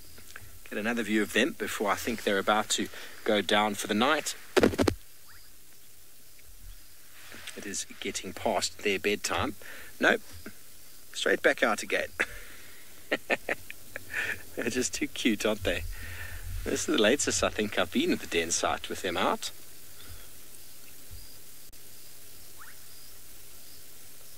Uh-oh, they found a stick. That stick is in serious trouble. That stick is in serious trouble. There we go. Well, I was watching before when you were away from us, and one of the youngsters is definitely the less dominant, because not only was its sibling giving it a beating, Mum was coming and picking the sides of the one that was giving it a beating, and actually picking it up by the back leg and dropping it on the floor while the other one was having at its neck and its ear. So it's not very nice if you think you've got a fair game against someone of your own size, and then Mum comes along and tips the odds in the favour of the other one. Maybe she's got a favourite. Okay, well, there we go. There's lots of energy here around the Djuma Den. I do apologise once again about all the metal in the way. Lauren, I don't know where Plonk or the other one of Pretty's youngsters are. Plonk's been here most of the times I've come through. It really is quite strange. I mean, Pretty, I haven't seen her. Has anyone seen Pretty? I think she was seen around here. Or her cubs are here. They're not dead and they're not emaciated. So I really don't know. He's probably, maybe he's having a bit of a sleep inside the den. Maybe he thought it was also going to rain. He slept in. Maybe he's having a movie session with the other youngster inside there. Just cuddled, waiting for the night to come out. Maybe they're feeling a bit brave. They're going to have an all-nighter. I really have no idea. But here we go. We're surrounded once again. June is sitting there nicely in the open. You'd think that maybe the youngsters wanted to suckle, but they don't. They keep running. It's a game of ping pong tennis. I don't know where to look. As soon as we look left, the youngsters run right. As soon as we look right, they run left. Bearing in mind everyone, this is live and we have no control over these animals. They come and go as they please.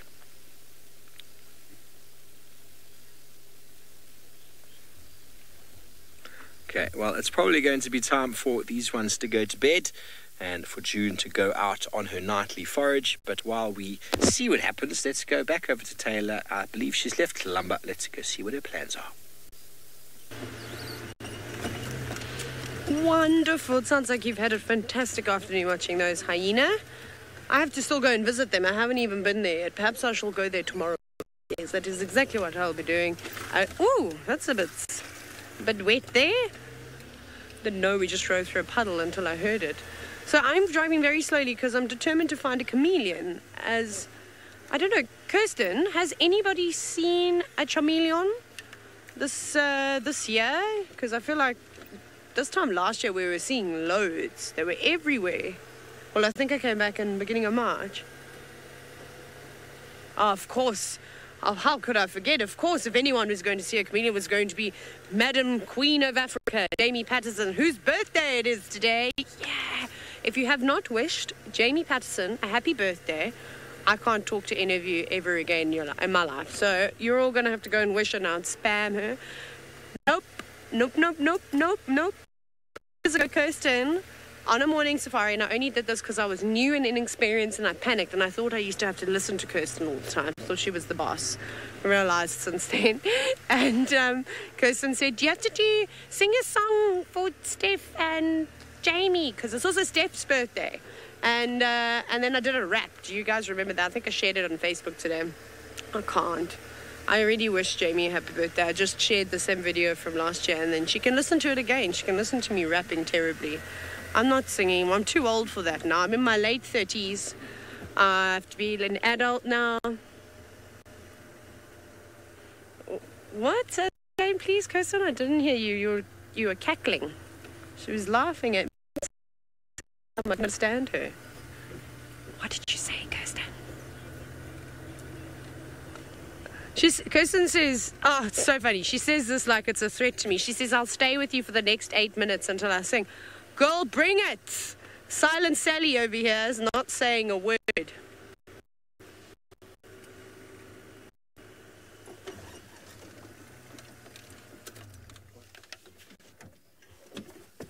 It's just beautiful. That's all the Senzo. Oh, I was supposed to do my point. Wait, Senzo, do you know what? Can you come back to me like that? I want to try something out. Are you ready? It's a dance move, though. Okay. I'm going to do the Mexican wave, and then I'm going to point there. Okay, you ready for this? Okay, 1, 2. So I'm going to do that for you from now on when I see something amazing. How does that sound? Yeah. Good. Do you like that move? Do you think if I use that move in the club, I'll be popular? Senzo is now nodding. What do you think? Should we do a poll, Kirsten? If I did that move and pointed at a man... No, I'm joking. I'm only joking. He'll probably run for the hills. But I think that's quite a cool move, though. But it's very pretty. The light is starting to fade now. I'm so... Do you think so? I could bring the old moves. How do you even do the sprinkler? I don't know. Senzo, how do you do the sprinkler? I can't do the sprinkler, that's for sure. Old school moves. Right, what I was doing something. I had a spotlight in my hand and I was not twirling my hair. I was looking for a chameleon. Kirsten, I can't sing anymore. I'm not who I used to be anymore. I've grown. I'm an adult now. But when you spell adult the way you say it, you spell it CHILD though. Yeah. So, I'm not going to sing. You can stay with me till tomorrow. Maybe I'll sing it in my sleep though. Until tomorrow morning. I'll go. Someone bring me dinner. That's fine. Finally. She has given up. Right, off you go to Pat, to the Mara. He's failed at doing something else, but potentially he could redeem himself by singing Stephen Jamie happy birthday. More bad luck. So we were right there, close to the giraffes, and the path was just so muddy that we had to punch through this really bad bit. And I think the engine obviously got a little bit loud and it just startled them, and they just kept running and running. And obviously at night, Taylor's just saying that if I can redeem myself if I sing a song. Maybe.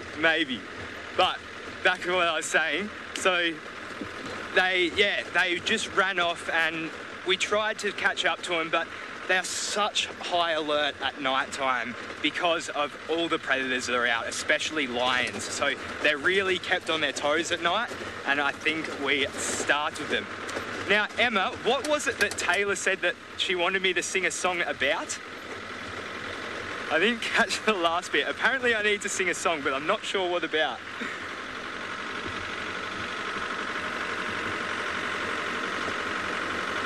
Jamie and Seb. Steph. Yeah. A song about Jamie and Steph. Oh, it's their birthday. Oh. Happy birthday to you. Happy birthday to you. Happy birthday, dear Jamie and Steph. Happy birthday to you. As you can see, I'm a well-trained singer with immense vocal range. I hope that redeems the lack of giraffes. Oh wait, well I forgot something. Hip hip hooray! Hip hip hooray! Hip hip hooray!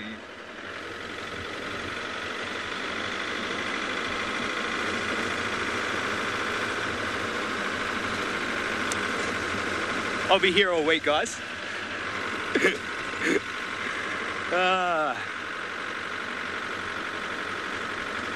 All right, Taylor, well, I held up my end of the bargain. Now I think it's time that you do a little bit of singing yourself as well.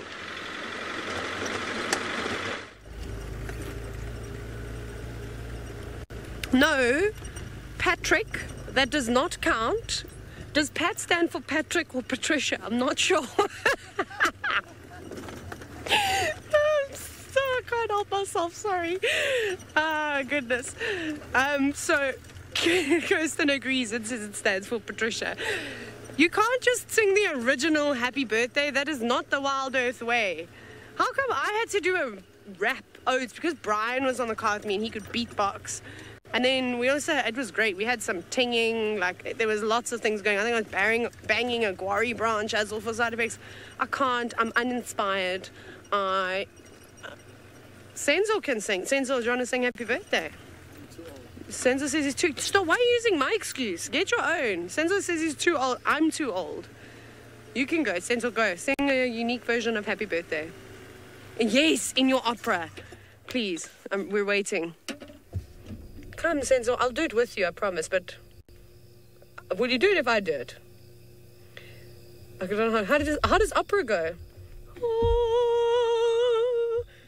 Oh, happy birthday to you, Jamie and Steph and Leopard. Happy birthday to you.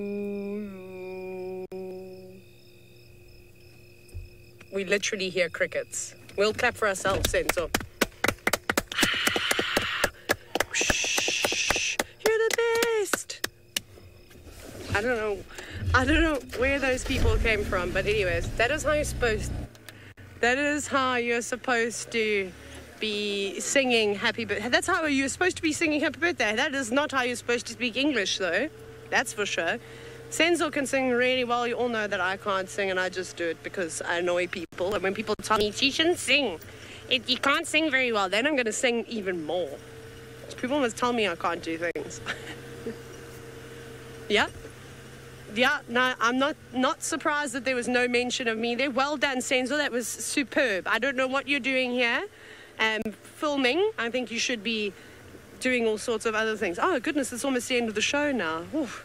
I feel like they cut it short just because of my little skit there. They were like, well, I'm going to get these two off camera.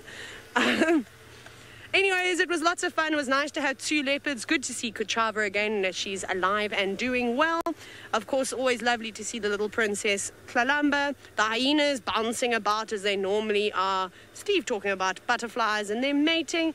And Patricia back in the Mara. And he's got a new outfit. He's got shukers. He's learning the Maasai way. So a big thank you from all of us here at Wild Earth. We'll be doing it again bright and early. See you then.